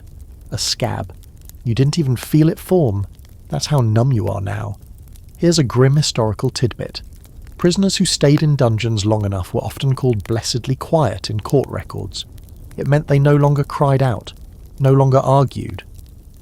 They stood in silence when brought before their accusers, their minds already stripped bare. Some viewed it as divine acceptance, others just called it brain rot. You're getting there, but Wrath's map keeps you anchored. You spend hours tracing imaginary lines with your finger on the stone floor, trying to recreate his directions from memory. 3 paces past the rack, second stone left of the support column, follow the cold air. Sometimes you whisper it like a prayer. You haven't spoken to the young guard again, but you've seen him. He's noticed you. The last time he passed, you didn't move. You just met his eyes. And for a flicker of a second, he stopped, as if he expected you to say something, as if he was hoping you would. But you didn't. Not yet. You're waiting for the moment Wrath promised. And until then, you scratch and wait, and try not to become your own tomb. The darkness here doesn't just hide things, it devours them. Time, for one. You stopped trying to count days a while ago, mostly because there's nothing to count with. No sunrise, no sunset, no guards calling out the hour, no routine beyond the occasional groan, scream, or bowl of unidentifiable sludge shoved through the hatch. You sleep when you collapse, and wake when your bones start aching in a new position. Time becomes a feeling instead of a measurement. And lately, that feeling's not good. You try to keep track using your breath. Inhale, exhale, pause. 1. Inhale, exhale, pause. 2. But even that started to slip. You lose count. You trail off. You realise you've been holding your breath for no reason, just sitting there with your lungs clenched like you're waiting for something awful to happen. You are. You always are. There's no rhythm to the days anymore. The dungeon doesn't operate like a proper prison, with routines and timetables and scrolls marked with names. It's chaos. Disorganised torment served in irregular portions. Sometimes they come for people in the dead quiet of the night. Other times they come at what feels like morning, voices sharp and commanding, boots echoing like thunder through the corridor. Sometimes they come for no one at all, and that's the most unsettling of all. Because that's when you feel the waiting, the calculation. That's when you know they're deciding. You realise, horrifyingly, that you've started doing the same, deciding. Each morning, if you can call it that, you wake and wonder, who's next? Sometimes you hear a whisper in the dark, not me, not today. Other times it's a prayer, mumbled and broken. The old man across the way has started muttering in a language you can't recognise. Not Latin, not anything you heard in the chapel growing up, just low rhythmic sounds. Maybe it's not even a language at all. Maybe it's the last song of a mind fraying at the edges. Even Wrath is quiet now. He still responds when you call his name, but his voice is thinner, faded, like a cloth worn down to its final thread. He told you 2 days ago, you think it was 2, that he hasn't eaten in over a week, that his legs are giving out, that his lungs feel like smoke. You ask if he still believes in the hatch, and he says, I have to, that's all. As for you, your own body has turned against you in new ways. Your feet are swollen, your skin has taken on a waxy tone, and the blisters near your ankles from the shackles have broken open. The infection is setting in. You know that smell. Sharp, sweet, wrong. Your breath catches every time you move, not just from pain, but from the thought that this might be how it ends. Not by torture or trial, but by rot. Quietly. in the dark, forgotten. The straw beneath you hasn't been changed, ever. You're sure of it now. There's a compacted layer beneath the top that's almost solid like packed earth. It smells worse each day, mildew and piss and the unmistakable tang of blood. You've tried shifting it around, fluffing it with your hands to keep dry layers near your body, but that just stirs up more filth. One night, you even dreamed the straw was alive, writhing beneath you, trying to crawl into your mouth. You woke gagging, convinced for a moment you'd swallowed something moving. You didn't. Probably. And then there's your mind. You've begun losing chunks of time now, not just minutes, but hours. You'll close your eyes thinking of one thing and open them to something else entirely.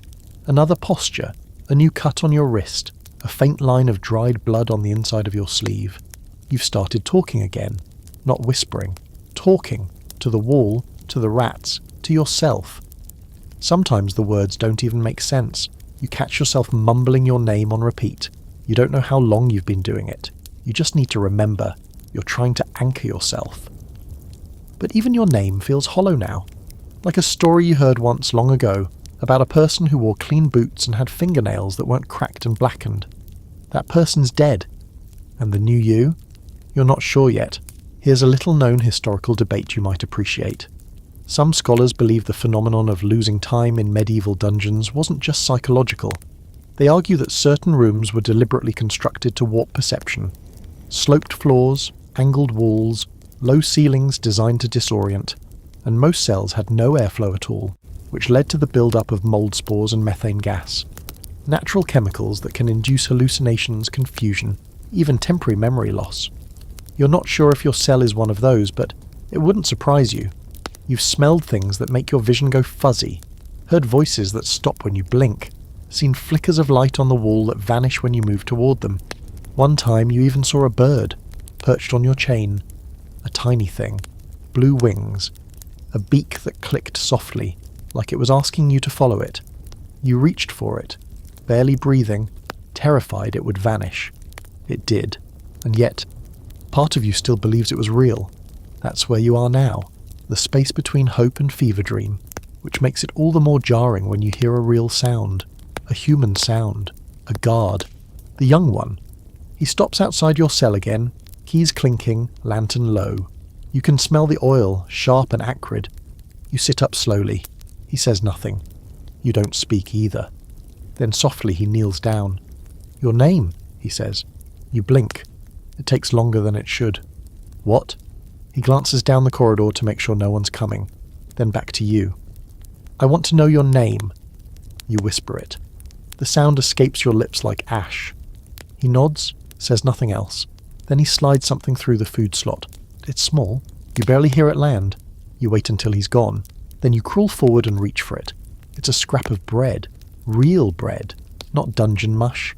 It smells of yeast, of warmth. You bite into it slowly. It tastes like memory. And for the first time in days, weeks, you feel real. You're still here, and someone remembers your name. The fever comes on like a secret. Soft, slow, invisible at first. A little ache in your joints, a flicker of heat behind your eyes. You tell yourself it's just exhaustion, hunger, a reaction to the mold and mildew you've been breathing like air, but deep down you know. Your body's turning against you in a new, more final way. You wake up drenched in sweat, even though the stone beneath you is cold enough to freeze marrow. You're shivering and burning at the same time, a contradiction wrapped in rags. Your clothes cling to your skin like wet parchment, and your mouth tastes like metal. You blink, and it takes several seconds for your vision to focus. The bars swim, the straw ripples, the rats, even they keep their distance now. You know infection when it sets in. Everyone does, even if they've never been taught to name it. It's primal. The body rings its own alarm bells. The wound on your ankle has turned red and swollen, hot to the touch, with a dark centre that oozes when you press on it. It's spreading. Your foot is beginning to stiffen, and pain pulses up your leg in waves, like the dungeon itself is gnawing on you from the inside. You press your back to the wall, breathing in shallow gasps. Panic flares. Not the scream and claw kind, but the slow realization kind. The quiet kind. Because there's no one coming. No doctor. No priest. No poultice-wielding nurse with kind eyes. Medieval healthcare, especially in dungeons, was a contradiction in terms. If you were locked up, you were either a criminal, a heretic, or a political inconvenience. Either way, your survival wasn't exactly high on the priority list. Sometimes you'd get a visit from the physician, if your captors needed you to stay alive long enough to talk. But those visits were rare, and even when they happened, the tools weren't much better than guesswork and a bucket of leeches. Bleeding, purging, burning, those were the go-to treatments. Infection? Probably a curse, or too much bad air. Or maybe, if you were lucky, they'd say the saints were testing your soul. Wrath hears your breathing before you even say anything. You're sick, he says. You try to argue, to say no out loud, but your voice is gone, thick, cracked. It comes out as a cough instead, wet and rattling.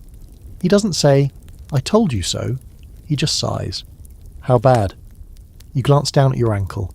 It looks like a fruit left out too long in the sun. Bad? Is it black? You swallow. Not yet. That's something, he mutters, as if that counts as optimism. You lean your head back, staring up at the ceiling, or what little of it you can see in the flickering torchlight. Your thoughts begin to scatter.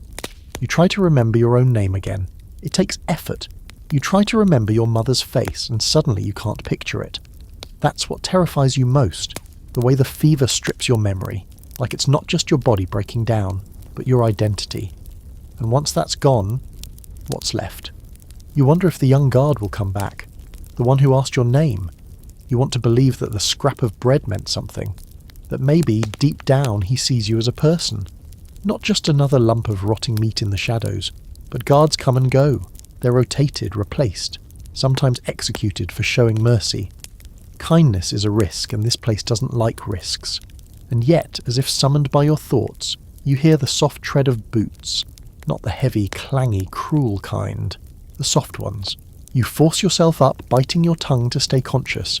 Your vision doubles, but you see him, the guard. He stops at your cell again and crouches just like before. His eyes widen when he sees your leg. He doesn't speak for a long time, then finally in a whisper, you need help. You nod slowly. I can't bring anyone. They'll kill you. You want to ask. Then why are you here? But he beats you to it. I brought something. He reaches into a pouch and pulls out a small leather bundle, unties it. Inside are two things.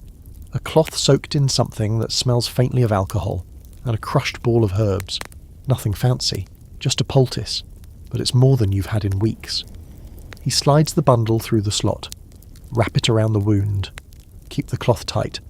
I'll try to bring more tomorrow. You stare at it like it's a miracle, because honestly it is. Why? You croak. Why help me? He looks away, jaw clenched, then quietly. My brother died in a place like this. No one helped him. He stands up and leaves without another word. You sit there, hands trembling, staring at the rag and the herbs like they're made of gold. Then you act, clumsy, but careful. You wrap the poultice around your ankle, tie the cloth tight, biting down on your fist as the sting hits. The herbs work fast. The pain dulls, not gone, but distant. You breathe, just breathe. The old man across the hall chuckles. Making friends, are we? You smile, first time in days, maybe weeks. Something like that. Careful. They'll burn him for it. You know he's right. And yet, in this place where silence is the only language and kindness gets you killed, someone still showed up. You fall asleep like that, back against the wall, ankle wrapped in borrowed mercy, thoughts drifting somewhere just above the fever. In your dream, the ceiling of your cell opens, and there's the sky, blue and endless, just for you. You wake to chanting, not the usual murmurs or feverish mutterings echoing from the far cells. No, this is something different, measured, deliberate, rising and falling in soft waves, like a choir underwater. Latin. You recognize the rhythm, though the words blur.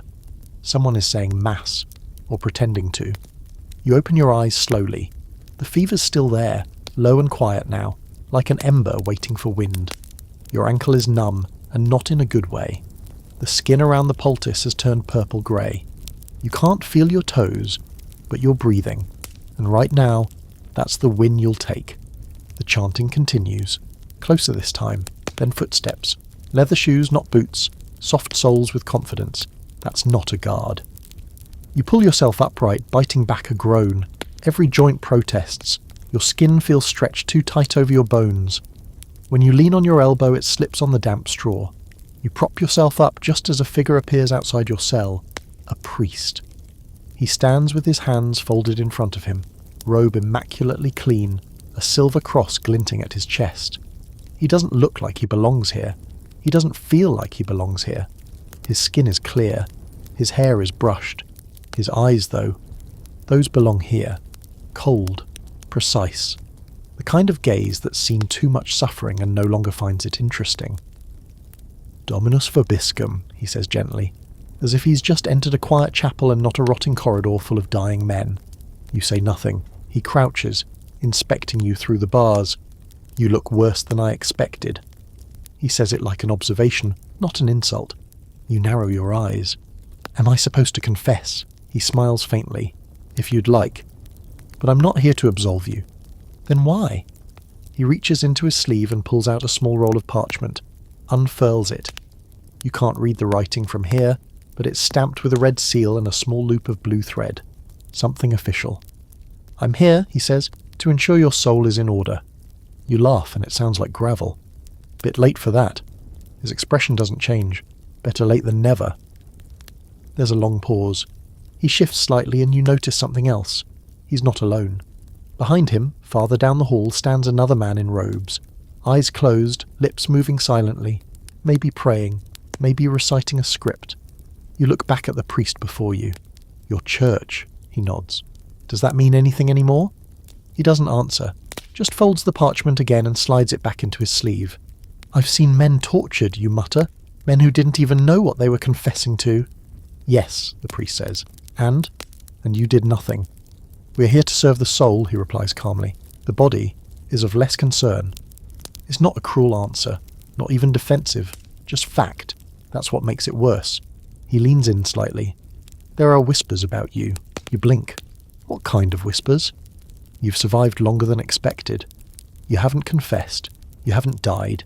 You have a guard speaking to you by name. He watches your face carefully. That makes people nervous. You swallow. I'm just surviving. No one just survives down here, he replies. Everything is seen. You shift your weight.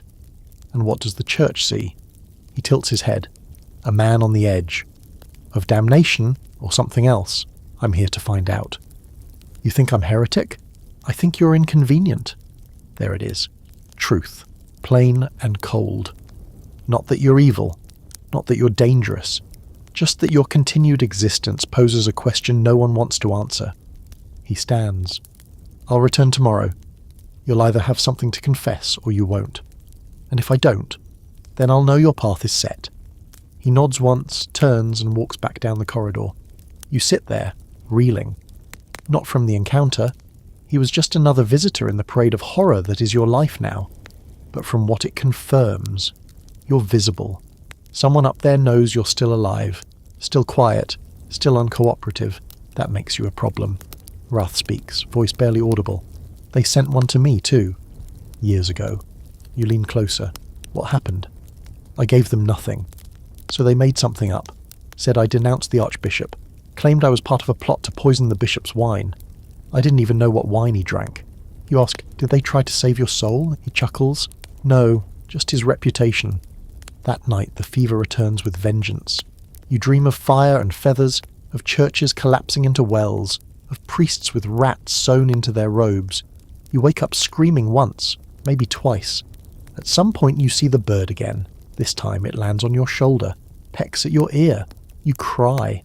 Not because it hurts, but because it's the only living thing that seems to want to touch you without punishment.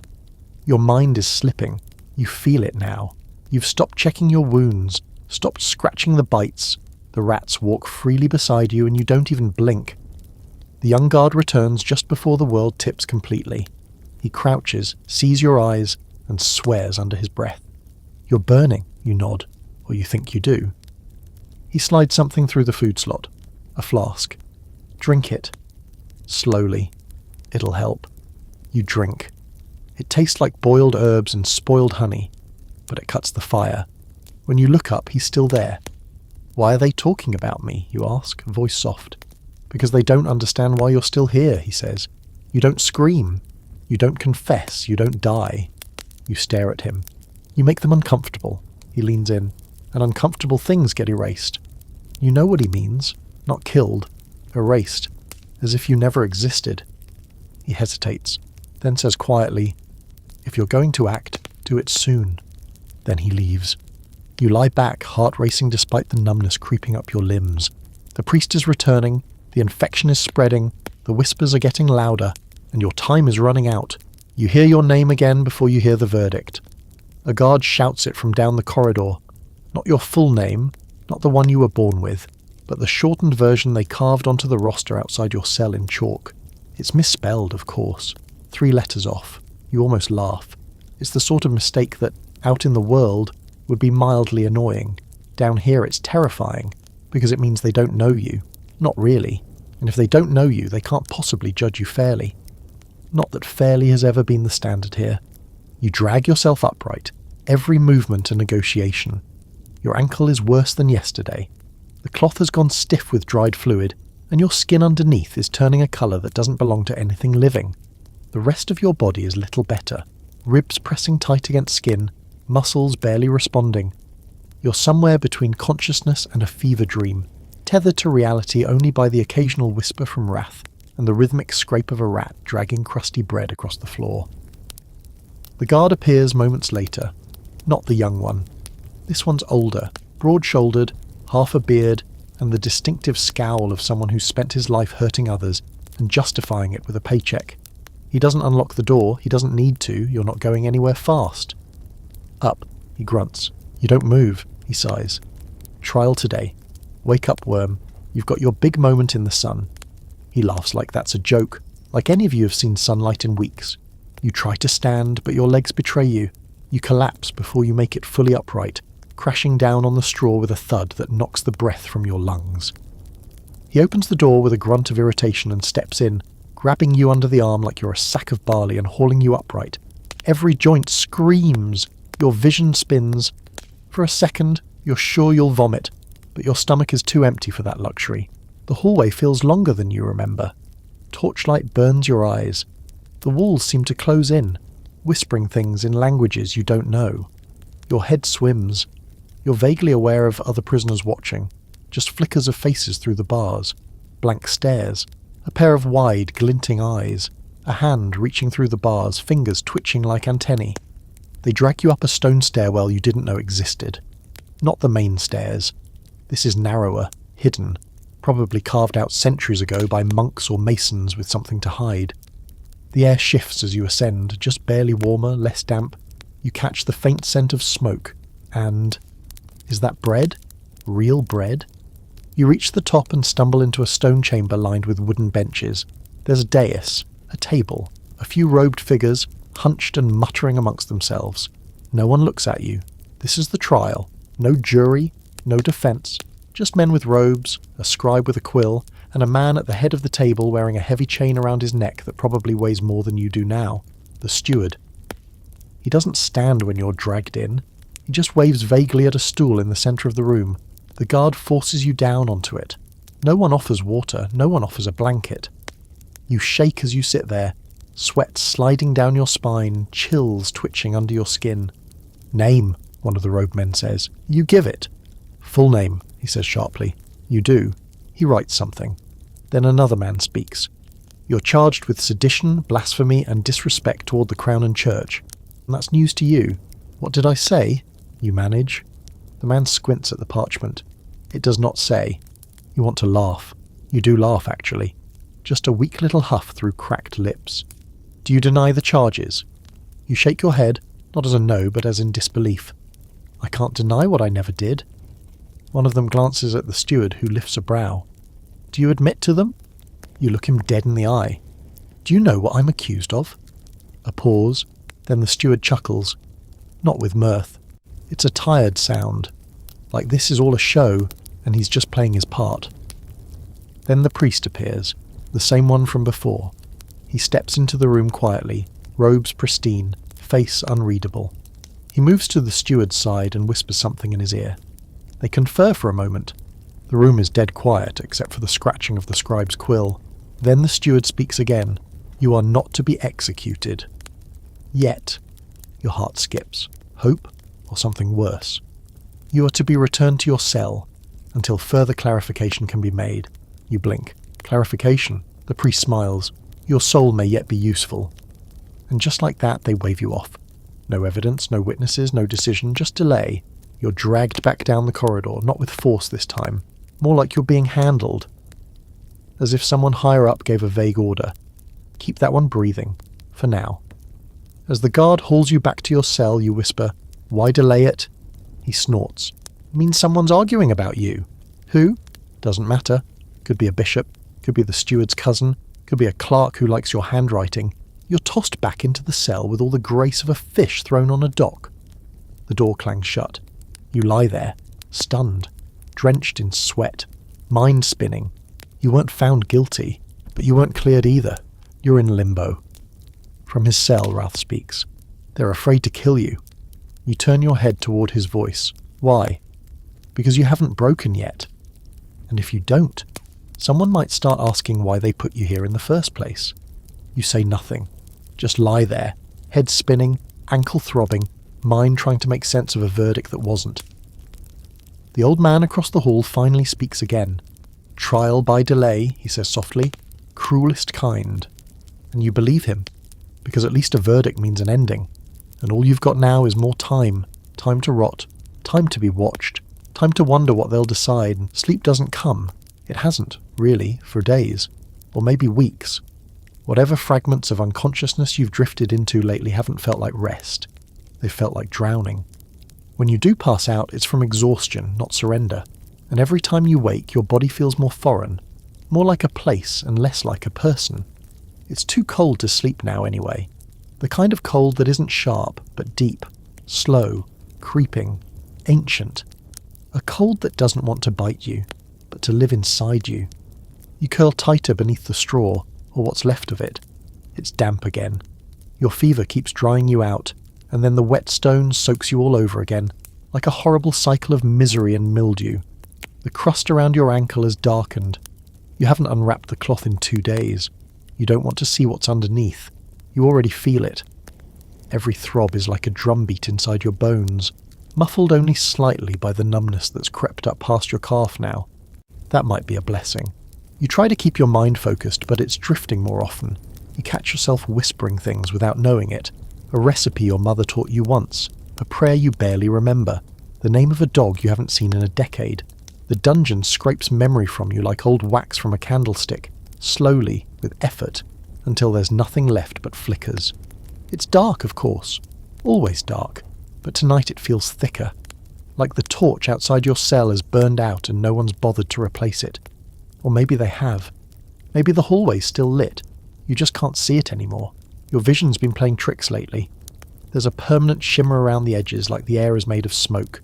You squint and blink and rub your eyes, but it never goes away. You think about Wrath. He hasn't spoken in hours. Maybe more. Maybe he's asleep. Or maybe he's passed into whatever halfway place people go before they leave entirely. You whisper his name once. Wrath. But there's no reply. You feel something clutch at your chest that you don't have the strength to name, and then you start to hallucinate. Not the full-body, screaming kind, just flickers at the edge of your mind. A shape in the corner of your cell, a whisper behind your ear, a warmth that brushes your cheek and vanishes. You see a patch of sunlight on the wall, golden and dust-filled, and your heart leaps, sunlight, until you reach out and it's just mould. That's when the fire starts. Not real fire, but the idea of it. Your brain, desperate for warmth, conjures it from memory. You see it in your mind. A crackling hearth, orange light dancing across a wooden ceiling, the smell of burning pine. You even hear it, the snap and hiss of sap, the low murmur of conversation beside it. It's not real. You know it's not real, and still you lean toward it. You press your hands to the cold stone wall, imagining it radiating heat. But it's not heat. It's just the fever. The room begins to spin gently, like a ship rocked by distant waves. You lie back and close your eyes, trying not to vomit, or scream, or cry. Here's something eerie you once read in a forgotten book. Extreme cold can cause hallucinations of warmth. It's a final trick of the nervous system. As the body begins to shut down, it stops recognizing danger. The skin starts to burn in reverse. People feel hot and start tearing off their clothes in snowstorms. They dig into ice thinking it's blankets. They smile, right before they die. You wonder if that's what this is? You don't want to die smiling. You sit up again, shaking, and force your hands to your face. You slap yourself once, lightly, then harder. You whisper your name. Again. Again. You're still here. You're still real. The words sound ridiculous, hollow, but you keep saying them, and then sound from the corridor. Footsteps. Not guard boots, not armoured. Lighter, quicker. You scramble to your knees, pressing your face to the bars. Your eyes are useless, but your ears sharpen. A faint creak, a soft voice, then the unmistakable click of a latch. A cell door opens, then another, then silence. Your heart hammers. It's happening. It's happening. Wrath's warning echo in your mind. When they come for someone else, that's your window. You whisper across the darkness. Wrath? Still nothing. You try the chain again. It's bolted to the wall, same as always, but the pin near the floor, you remember what Wrath said. Some were loosened by years of wear. You pull it, gently at first, then harder. It groans, just slightly, then a whisper beside you. You want to go now? It's Wrath. Alive. You exhale like a drowning man breaking the surface. Yes. Then listen carefully. When the guards walk away, count to 50. They'll stop near the end of the hall for a drink. That's your window. You crawl. You follow the left wall. You'll find the old support beam. Feel for the loose stone. Behind it is the hatch. You nod, eyes brimming. Will you come? I can't crawl anymore, he says flatly. You want to argue, to beg him to try. But you hear it in his voice. He's already let go. What he's giving you is the only thing he has left. 50 seconds. You hear the guards talking now. Laughing, actually. Someone groans in pain farther down. Not near you. Not you. Not yet. You count 1, 2, 3. The chain creaks louder now as you pull it, bracing your weight against the wall. 25, 30, it's moving. 40? You bite your tongue to keep from cheering. You can't feel your foot, but your arms still work. That'll have to be enough. 45, 50. Go. You drop flat and slide through the filth. Face against stone, teeth clenched. It smells like centuries of waste. You gag but don't stop. You crawl like a snake, dragging yourself toward the left wall, fingers fumbling across wet stone and moss. You count each crack, each notch, until you feel it. The beam. Your hand finds the edge of the brick and it shifts under your fingers. Behind you, footsteps again. You freeze. Then, Wrath's voice loud for the first time. Hey! You bastards! Over here! Over here! You want to scream no, but you know. You know what he's doing. The guards rush past your corridor. They don't see you. They see him, and they take him. You hold your breath until the hallway falls silent again. Then you pull, and the hatch opens, just enough. Cold air rushes up from the dark below. Not damp, fresh. You stare into it, and drop through. You land hard, shoulder first into what feels like mud. Wet, cold, and shockingly deep. It sucks at your limbs as you sink slightly, arms flailing just enough to catch a low, curved wall on one side. It's pitch black down here, darker than the cell, darker than anything you've ever known. Not even your hand in front of your face makes a silhouette. You could be in a cave or a coffin, and for a brief, terrible moment, you wonder if you've just dropped into your own grave. Then the smell hits. It's worse than the dungeon, thicker, older. You've become familiar with rot, stale urine, sour sweat, blood. But this is something ancient, earthy, fetid, cloying. Like time itself has been fermenting. This isn't just filth. This is forgotten filth. You gag instantly, hand over your mouth, and nearly lose the stale bread you swallowed earlier. Whatever you're crawling through has been here for centuries. It's not sewage. It's not mud. It's both and more. You try to breathe through your nose, which is a mistake, then try not to breathe at all. Your arms push you upright as best they can, and your hands scrape across stone slicked with slime. You orient yourself, face pressed against what you hope is a wall, then start moving. The tunnel is narrow, lower than you expected. You can't crawl on hands and knees. It's more of a slither, a low wriggle. Elbows bent, shoulders hunched, chin tucked. Every move scrapes something. Your ribs against stone, your knees against bone. You think it's bone. You don't stop to check. There's no room to turn around anyway. You move forward, inch by inch, the cold air cutting through your fever like a blade. And in a twisted way, it feels good. Like your body, racked with infection and delusion, is being dipped into something clean. Not because it is clean, but because it's not the dungeon. You're below the bottom now, beneath even the rot. The air is different down here. Stagnant, yes, but less human. No voices, no moaning, no laughter. The only sound is your breathing, ragged and sharp, and the rhythmic slosh of whatever clings to the floor. Occasionally something splashes nearby. You freeze every time. Rats, probably. Or something larger. The thought comes uninvited and you shove it down. You remember Rath's voice. Follow the cold, stay left. So you do. There's a wall to your left. Rough. Wet.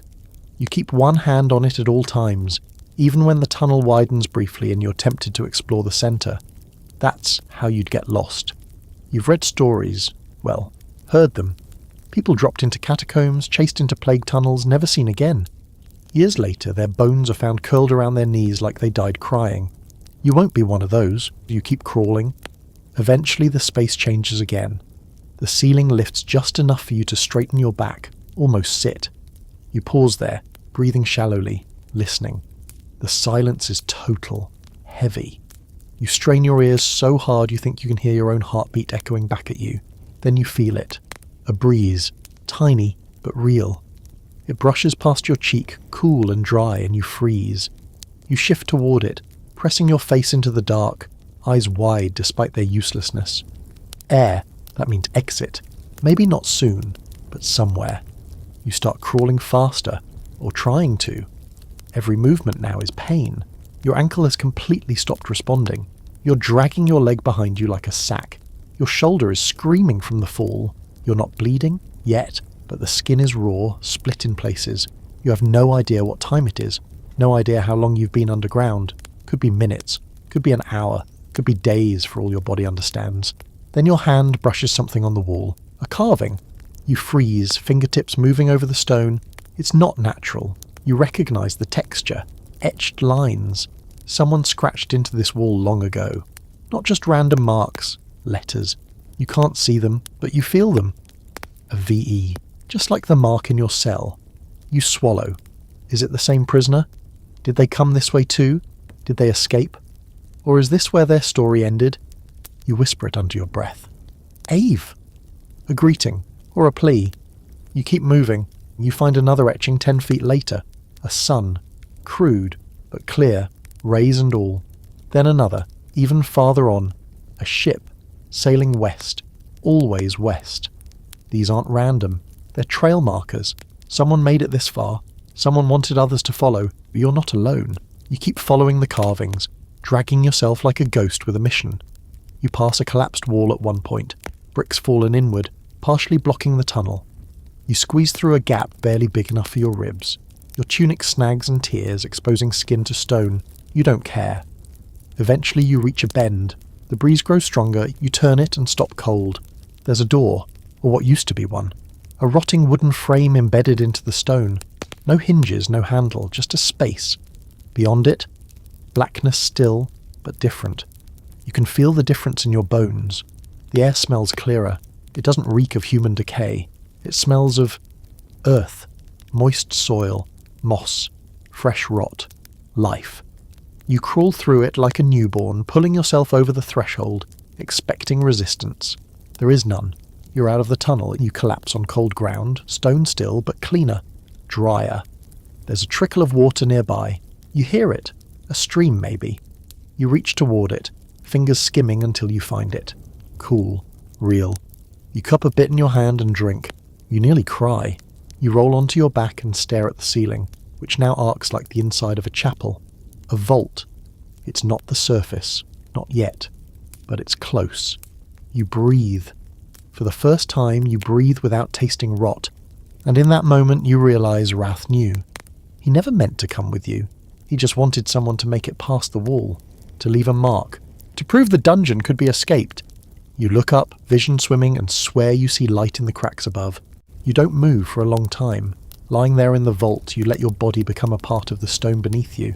The world is quiet except for the trickle of water and the occasional shuffle of something small in the darkness. You could be dead, and honestly it wouldn't feel that different. But death doesn't usually come with this sense of relief. Not joy, not triumph, just less pain, less filth, less human misery pressing on you like a second set of skin. But you can't stay here, not if you want to be free. You sit up slowly, body trembling under its own weight. Your head throbs, not with fever anymore, but with something else. Adrenaline, probably. Or the dull ache of survival. You roll to your knees and immediately regret it. The skin on your legs burns where the tunnel floor tore it open. But pain is a gift right now. Pain means you're alive, and alive means you can still crawl. The vaulted chamber stretches out around you in the dark. You can't see far, but the faint outline of pillars and arched ceilings tells you this place was meant to be something. A cellar, maybe, or a crypt. Old churches sometimes buried their clergy under the chapel. Other times they just walled them off and pretended it was holy. Either way, this place feels different from the dungeon above, like it was forgotten on purpose. You press your palms to the floor and listen. Nothing above you, no footsteps, no voices. Either you're deep underground, or the guards haven't noticed you're gone yet. Either way, it's a blessing. You reach out and feel your surroundings. Your fingers find another wall, curving inward. A corridor. Narrow again. You brace yourself, then begin to crawl. This new tunnel slopes upward. Not steep, but enough to make your heart pound with cautious hope. You can smell fresh air now. Not strong, not clean, but real. You'd almost forgotten what real air smelled like. Not sour sweat or mould, but minerals, moisture, maybe even the trace of moss, earth, life. And then you hear the voices. You freeze instantly. Not guards, not priests. Something else. They're soft, female maybe, or young, whispering, echoing strangely through the tunnel. You can't make out the words, but the tone sends a chill through you. Calm, measured, familiar, almost like a lullaby. You press closer to the stone, ears straining. The voices fade, then return, louder, closer, then gone again. You whisper aloud, no, not again. It's the chains, the voices from the cell, the ghosts your mind made for you. They've followed you here. You keep moving. You don't want to look back. You pass another carving. A handprint this time. Scratched into the wall, fingers too long, stretched out as if clawing towards something. You run your palm over it. Someone else came this way. Or tried. You whisper thanks to them. Maybe they didn't make it, but their marks helped you stay sane. Then ahead you see it. Light. Not torchlight. Real light. Pale and blue and moving. Moonlight. You crawl faster, forgetting the pain. Your knees scrape open again, and you don't care. You reach a set of stones that curve upward like steps, crooked and half collapsed. You drag yourself over them, breathing harder now. The air smells like rain and leaves. You laugh. Then you see it. A grate, rusted, half covered in vines just above your head. Light filters through it in slats like spilled milk on stone. You reach up and press your fingers through the bars. Cold metal. Real. You grab it and pull. It doesn't move. Of course it doesn't. You brace your good foot against the stone, plant your weight, and pull again. It screeches. You freeze, heart thudding, sure someone above has heard, but no one comes. You keep pulling, biting down on your own sleeve to keep from groaning with the effort. The rusted bolts creak. One pops free with a sound like a cracking bone. You stop to breathe, then yank again. The second bolt snaps, and suddenly the grate shifts. You blink as a breeze touches your face. You push upward and feel something give, and then you're crawling through, up, into grass. Wet, matted, tangled grass, and a patch of soil too soft to hold your weight. You flop onto it like a fish pulled from a net, blinking into the silver light of the moon. You're outside. You roll onto your back and stare at the sky. Grey clouds, shifting stars, and that pale moon floating like a silent witness to your escape. You want to cry, but you're too tired. You just lie there, arms spread, breathing shallow, every nerve humming. The silence is unreal. No chains, no screams, just the sound of wind in the trees. Then you hear them again, the voices, still whispering, still humming. You sit up slowly, heart racing. The sound isn't in your head this time, it's real. Figures move beyond the tree line, shapes, white robes, not guards. Women? Nuns! You squint and one of them steps forward. A woman in a habit, lantern in hand, face lined with age and something else. Worry maybe, or recognition. She gasps softly when she sees you. "Sweet saints," she whispers. "There's another." Another. She kneels beside you, inspecting your face, your arms. "How did you get out?" You try to speak, but your throat's too dry. She waves a hand behind her. More figures approach. Quiet. Efficient. They kneel beside you. One wraps a cloth around your leg. Another pours water into your mouth. It tastes like heaven. You manage one word. Wrath. The nun's brow furrows. "What did you say?" "Wrath," you repeat. "He stayed." Her eyes darken. She knows the name. "You were in the eastern dungeon?" You nod. She looks to the others. "He led another one out." Your heart stutters. You know him?" She nods solemnly. "He's been sending them for years." Your mind spins. He never told you. She places a hand on your forehead. "You're safe now." You laugh, a sound that feels like breaking glass. Safe. You don't know what that means anymore. But you lie back, and for the first time in what feels like centuries, you let yourself close your eyes. You wake to birdsong. At first you don't recognize it. The high, clear whistle cuts through your dreams like a knife through old cloth, and your body flinches before your mind can catch up. You've been conditioned. Every sound meant pain, every footstep was a warning. But this is music, messy and imperfect. The song of something that doesn't know you exist and wouldn't care if it did. You open your eyes. The light is soft, grey-blue, maybe morning. Trees rise overhead, rustling gently in the breeze. You're on a bed of straw again, but not the festering kind. This straw is dry, fresh. There's a blanket over you, thin, patched, but miraculously clean. For a moment, you think you've died. Then the nun appears, the one with the lantern from the night before. She walks quietly, like she was born in silence, carrying a basin of water and a strip of linen draped across one arm. She kneels beside you without a word and begins unwrapping the bandage around your ankle. You prepare yourself for the stink of infection, the black and grey and pus, but she doesn't even flinch. Her face is calm, expression unreadable, like she's done this 1,000 times. "You had a fever," she says softly, "but it's broken." You blink, try to speak. Your voice cracks and dies. She dips a cloth into the basin and presses it to your lips. The water is cold, clean, almost sweet. You drink until your stomach protests, then fall back against the straw with a groan. "You've been here for 2 days," she continues, dabbing your forehead. "You slept like a corpse. We weren't sure you'd wake up." You whisper hoarsely, "Where is this place?" "A refuge," she says simply. "A place for the forgotten." You glance around. You're inside now. A small stone building, walls lined with herbs hanging from twine, shelves of cloth and ceramic jugs. A fire burns in a pit near the back, low but steady. The air smells like rosemary and ash. A refuge. She begins to clean the wound. It's worse than you thought, but not as bad as it could be. The infection hasn't reached the bone. The rot has stopped spreading. Someone's lanced it, drained the worst of it. You grit your teeth as she cleans it, but you don't scream. You're past screaming. "Others have come this way before you," she murmurs, not looking up. "Some crawl out. Others are carried. A few never speak again. You manage. Wrath sent me." She pauses. "Yes. We thought he was gone. It's been so long since the last one." "He's still there," you whisper. "He gave me the map. The tunnel. He distracted the guards." She lowers her eyes. "He always said he would stay. As long as one more could escape." "Why?" She smiles sadly. "Because once someone did that for him." You stare at the ceiling. It's made of old wooden beams, cobwebs dancing in the corners. A beam above your head has markings carved into it. Tallies. Names, maybe. Or just numbers. You wonder if they keep track of everyone who makes it, or everyone who doesn't. She finishes binding your leg and leans back on her heels. "You'll walk again," she says, "eventually, but slowly." You nod.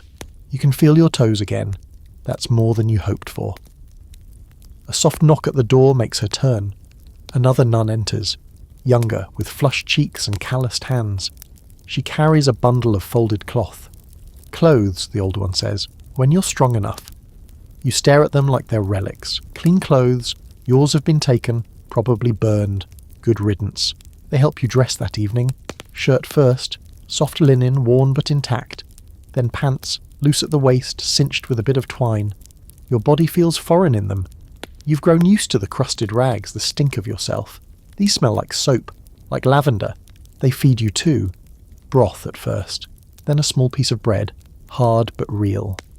Your stomach protests at the sudden generosity, but you eat it anyway, slowly, savouring every bite. You'd forgotten food could taste like something other than mildew and rat droppings. You ask the older nun her name. She hesitates, then says, Elera. It sounds like a name from a song.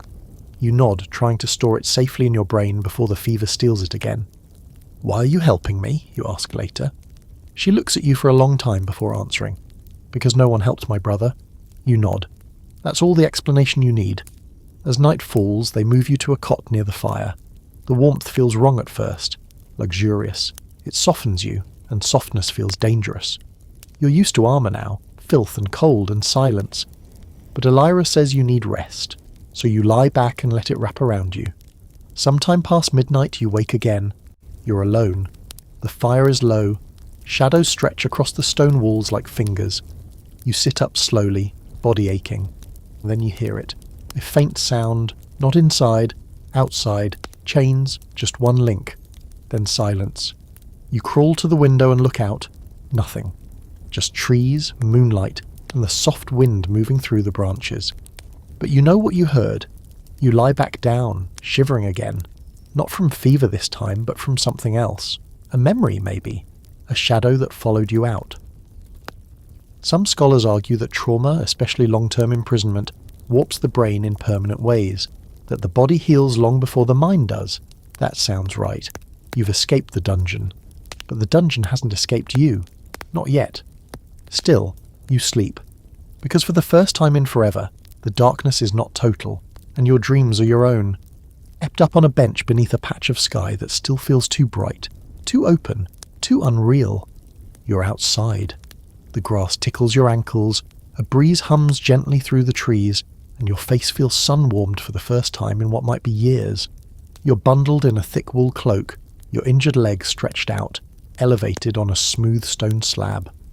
Birds chirp like they've never known despair, and the scent of damp earth wraps itself around you like a prayer whispered by the world itself.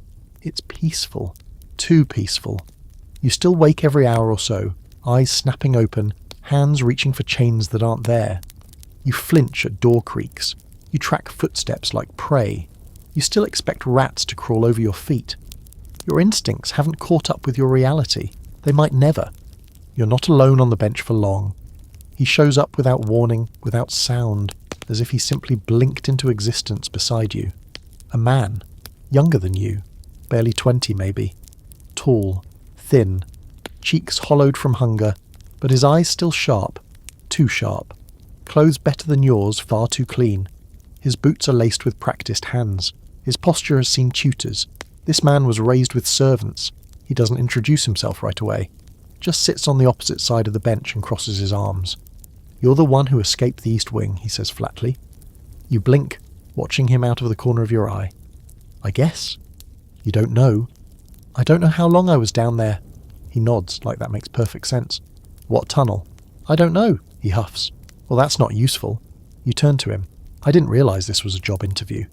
He gives you a look, not amused, not angry, just measuring, like he's trying to calculate what kind of tool you'd be in the right hands. Finally, he leans forward and says, My name is Caelan. I'm the fourth son of Lord Everin of Brownswick. You don't react. I'm also the reason you're not alone here, he adds. Now you look at him. I helped build the maps, he says, voice lower now. The ones they passed down. The marks, the carvings, the notches. That was me. Well, me and Wrath. Your breath catches. You knew him? He nods. He saved me. 3 winters ago, same as you. You study him. You don't look like someone who ever slept on a stone floor. He smirks. Wealth doesn't protect you from politics, or piety, or betrayal. You don't ask what his crime was. You can already guess it wasn't real. No one in that place seemed guilty of anything except being inconvenient. So, you say carefully, what now? Kalen tilts his head toward the tree line. Now, you heal. You breathe. You eat. You remember how to be a person again. And then, he shrugs. Then you choose. You frown. Choose what? Whether to disappear, he says, or get even. You stare at him. There's something underneath those words. Something sharp and deliberate. Kalen stretches his legs and looks up at the sky. Some people go north, some to the coast, start over. New names, new lives. The sisters help. They've got ways, friends in far places. And the others? They go back. You blink. Back? Not to the dungeon. To the world. To the courts. To the halls. To the cloisters. The ones with old grudges. Quiet skills. A cause. You don't say anything, and he turns to you, more serious now. The ones who survive. We're rare. We carry proof, witness, memory. People in power hate that. You glance down at your hands. The dirt is mostly gone, but your nails are still blackened, your palms still raw. Your body remembers everything. I didn't escape to start a war, you say? Neither did I, Kalen replies.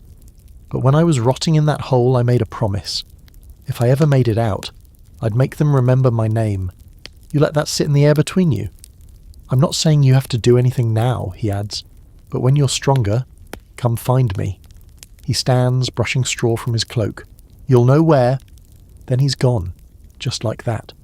You sit in silence for a long time after. The breeze lifts your cloak. The sun shifts slightly. A butterfly drifts past, clueless to all the weight on your shoulders. Later, Elira finds you sitting there. She smiles faintly. So, she says, you've met the noble. You nod. He's not wrong, she adds. Some do go back. I don't know what I want yet. She hands you a steaming mug. Broth again. Her way of keeping your insides from quitting completely. You sip, grateful. You don't have to know, she says. But remember, what happened to you wasn't fair. It wasn't right. And it wasn't your fault. You nod slowly. But something in you whispers back. It wasn't only mine. That night, after the fire dies down and the others are asleep, you sneak outside. Just for a moment. You stand under the moon again, the same one that watched you crawl through the tunnel, and stare up into its pale face. You whisper Rath's name, and you swear, silently, that he didn't stay down there for nothing. The world is wide, corrupt, beautiful, and you're alive in it. You wake to bells, not dungeon bells, these are soft, clear, rhythmic. A call to prayer, maybe, or breakfast. You have no idea what time it is anymore, but the light through the high windows is golden, warm enough to glow across the stone floor like honey poured from a cup. The warmth hits your face as you sit up, and you don't recoil this time. You just breathe it in, slow and full. Someone has left you clean water in a bowl.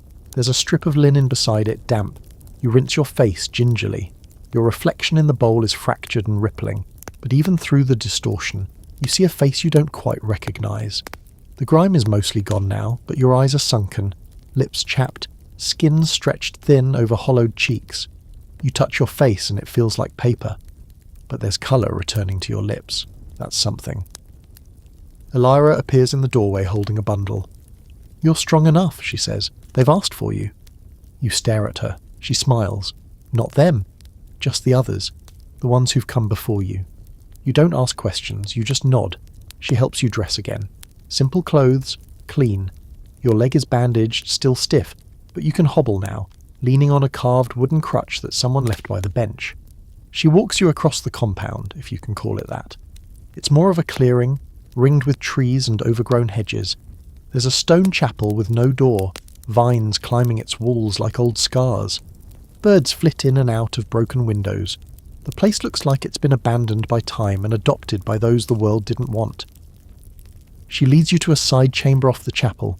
You hear voices inside, low, steady. It sounds like a gathering, but not the kind with wine and gossip. This is something different. Inside, the room is round. A dozen or so people sit in a circle, some young, some older, all with the same look in their eyes. Worn, wary, watching. Kalen is there, sitting slightly apart as if he's in the circle but not of it. He nods at you. You lower yourself slowly into the last empty seat. There's silence for a moment. Then a woman with a long scar down her neck speaks first. "Name," she says, "if you remember it." You hesitate, then give it, out loud.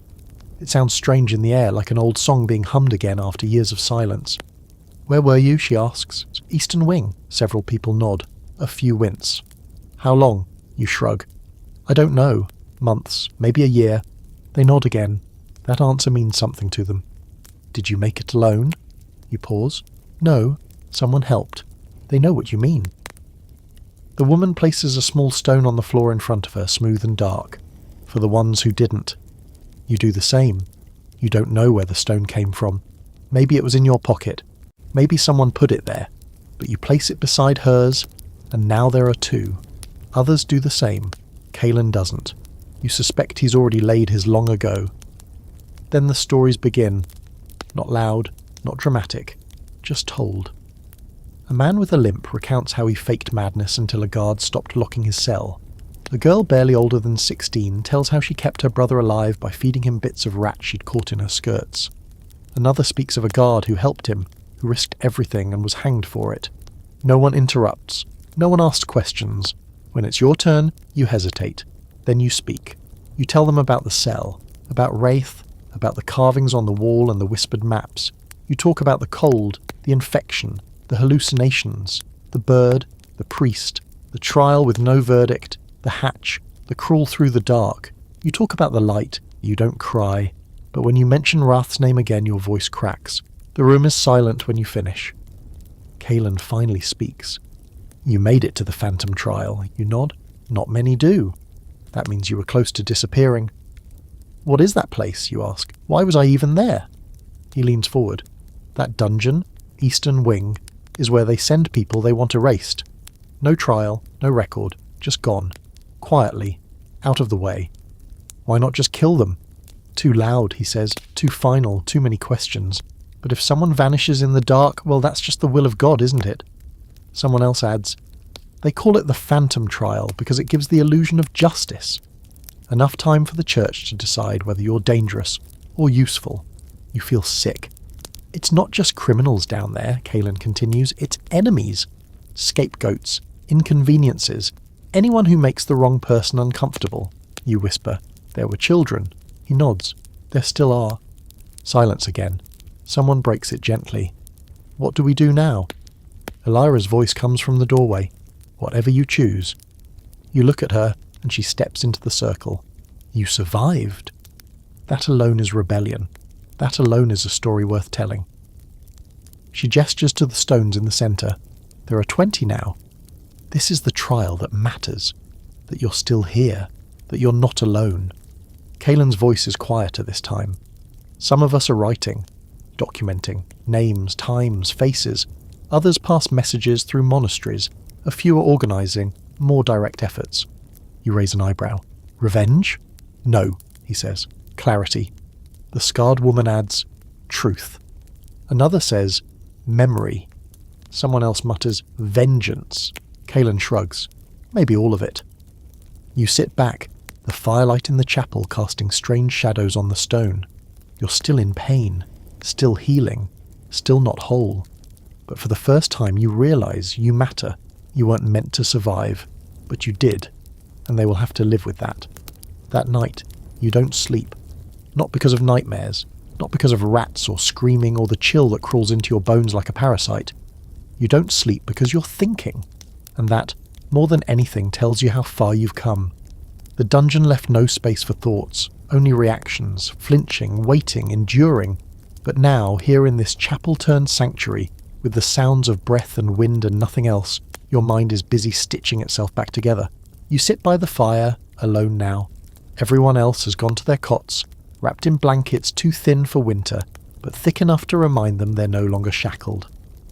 The chapel's arched ceiling looms above, and through the broken window near the altar, the moon watches you again, calm and full, a witness to your resurrection. You stare into the flames and wonder, how many others have done this before? Sat here, barefoot and half alive, turning over the question you're turning now. What happens next? Because the escape isn't the end. That much is clear. It's a beginning, a cruel, complicated one. Part of you wants to vanish, truly vanish. Slip away from this place, find some edge of the world where no one knows your name, or worse, knows what was done to you. You could disappear into a fishing village, become a shepherd, change your name, forget the past, and pretend that you didn't spend months locked in a hole slowly forgetting the shape of your own voice. But there's another part of you, one that hums hotter each day. That part remembers everything. It remembers the way the guard sneered when you begged for water. It remembers the old man's laughter through broken teeth. It remembers the priest's voice whispering absolution, as if your suffering were a sacrament. It remembers Wrath's face in the dark. You pull the blanket tighter around your shoulders and shift closer to the fire. Alira returns just before dawn. She walks silently, but the wooden floor betrays her with a groan, and you glance up. She doesn't apologize for the noise. She just moves to the hearth and warms her hands, not speaking. After a while, she sits beside you. You couldn't sleep. You shake your head. She nods. Most don't. You look at her. How long have you been here? 6 years, she says, eyes still on the fire. I left the church after they sent my brother into the dungeons for questioning a noble sermon. He never came back. I found this place searching for answers. Never left. She turns to you. Not because I gave up, but because there are others who always arrive, like you. You ask, does it help? Staying? She considers. Some days. You both fall quiet. The fire pops, sending a soft burst of sparks toward the stone. You want to go back, she says, and it's not a question. You nod slowly. I don't know what that means. I don't want war. I don't want to kill anyone. You want them to know, she says. You want them to see what they did. Yes. She gives a small smile. Then you already know your answer. You look down at your hands, the skin's healing but the scars are setting. Some will fade, some won't. Kalen offered to help. He does that, she says. Do you trust him? I don't trust anyone, Alira says. But I believe him. That's different. He's arrogant, but he's careful. He doesn't just want revenge. He wants permanence. To undo what they've built by exposing what they've hidden. You whisper, they'll kill him. They've tried. 3 times, you raise an eyebrow. Last one involved poison in a communion cup, she says. He didn't drink. You exhale. He's persistent. He's angry. You sit together in silence until the sky begins to shift from indigo to pale blue. Morning light creeps into the chapel, brushing over the edges of the broken windows, touching the faces of the sleeping with hesitant fingers. Then you hear the bell again. But not from the sanctuary, farther away. You both stiffen.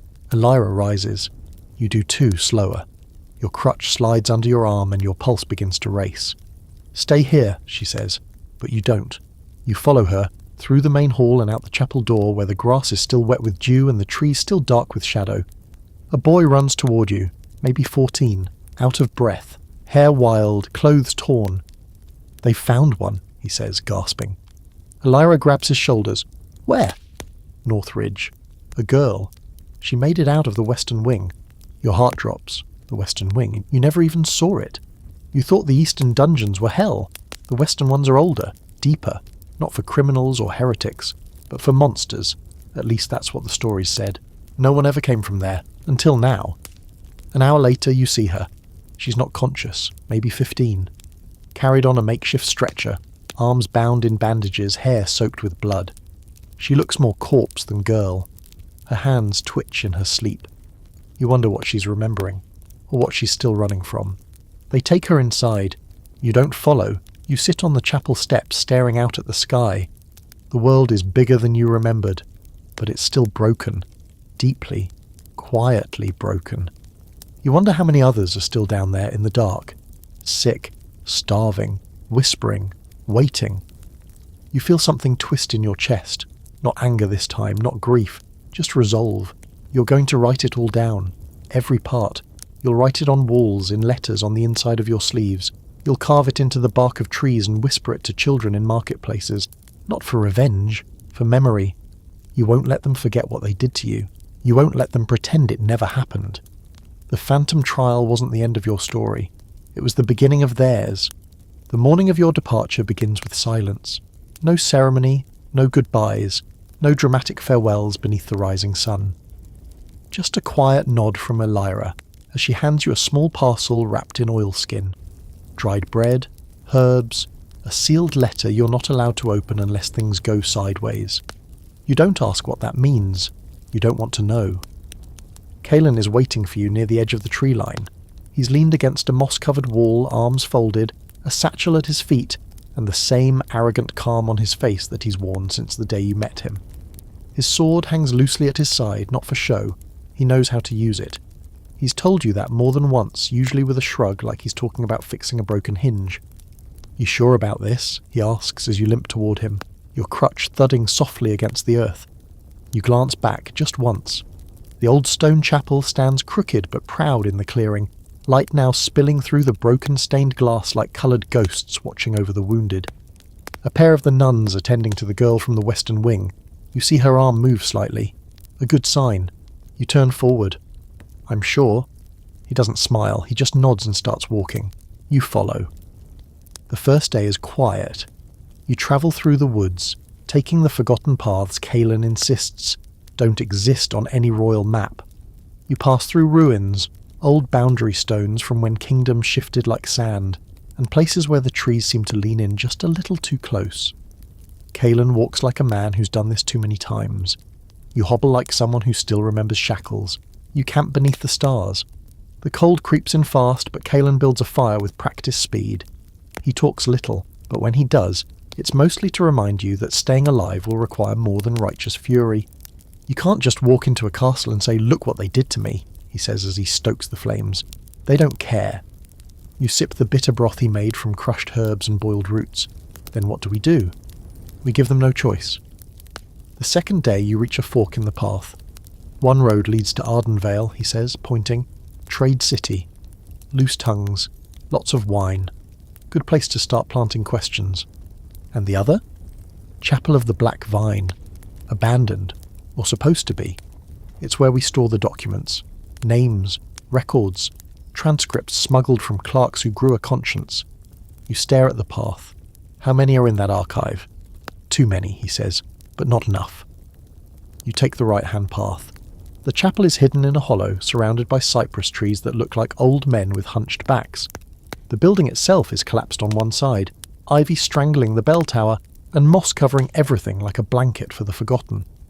Inside, it's colder than you expect. Candles still burn, low and defiant, lighting a narrow corridor that leads to a room with a stone floor and stacks of parchment taller than you. This, Kalen says, is what they're afraid of. You limp closer. The pages are covered in tight script. Names, dates, accusations. You spot one marked in red. Subject 413, Eastern Wing. The hair on your arm stands up. You flip through it. The handwriting is precise, cold, like a ledger. Status, awaiting judgment. Condition, non-responsive. Comments, possible use as test subject or conversion material. Test subject. You close the file before your stomach turns. You look at Kalen. What is this? Everything they tried to forget. And what do we do with it? We publish it.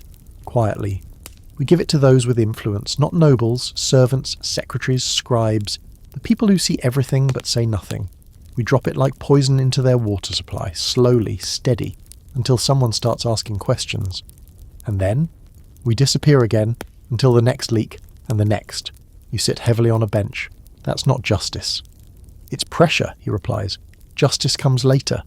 You stay in the chapel 2 days. You copy names, you read testimonies, you memorize locations. The pain in your leg flares at night, but something else flares too. Focus. You begin to remember things. Not from the dungeon, but before. A riverbank. Your sister's laugh. The smell of rosemary on a feast day. The world before it collapsed. Then one night, as you and Kalen prepare to move on, a courier arrives. A boy. Young. Breathing hard. They're holding a public trial, he says between gasps. 2 days from now, in the square. Kalen stiffens. Who? High priest from Westreach. And a bishop's page. Charges of corruption. You stare. They're finally doing it. Kalen frowns.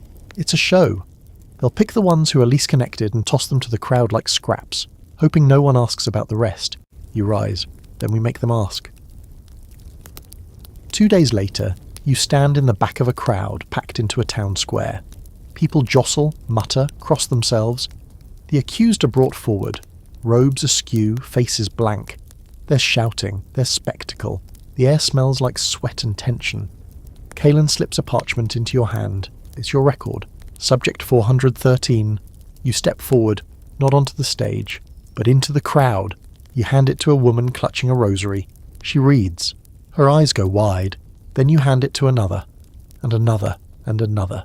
Within moments, whispers spread like wildfire. You don't yell, you don't draw a sword, you just watch. As the truth starts to move, like smoke under a door, like rot in the walls, not loud, but unstoppable. You disappear into the crowd, because this isn't your trial anymore, it's theirs, and it has only just begun. The stars are out when you finally stop moving. You've walked far from the square, through tangled alleys, across a broken bridge, and down a quiet path that only Kaelin seemed to know existed. The air is cool again, the wind rising off the hills and brushing your face with that quiet, ancient feeling you only ever find at the end of a long stories. You don't speak for a while. Neither does he. The silence feels earned, like a medal you didn't ask for but received anyway. Somewhere behind you, in the city you just left, people are whispering, reading, asking questions. And somewhere even farther back, down, deep, past the roots of castles and churches and stone cathedrals, there are still people chained in the dark, wondering if they've been forgotten. They haven't. You sit beneath a tree looking up at the stars and let your breath even out. The pain in your leg is a dull throb now. Permanent maybe, like the memory. It'll never go away completely. But it doesn't hurt the same. It just reminds you that you escaped, that you're still here, still moving. Kaelin hands you a small pouch. It's filled with wax-sealed notes. Names, he says, contacts. People who believe, people who are tired of pretending they didn't see. You nod. You take it. And for the first time, you smile. Not because the war is over, or the dungeon is gone, or because the world suddenly decided to be just. You smile because you know something they don't. You're not alone. The network grows every day. Some carry records, others carry food and bandages, some just carry stories, but all of them carry truth. And truth is heavier than iron. You lie back in the grass, the stars blur slightly, maybe from tears, maybe just sleep. So you let your eyes close, just for a while. You're safe here, for now. And somewhere far away maybe a cell door creaks, and someone else begins to crawl toward the light.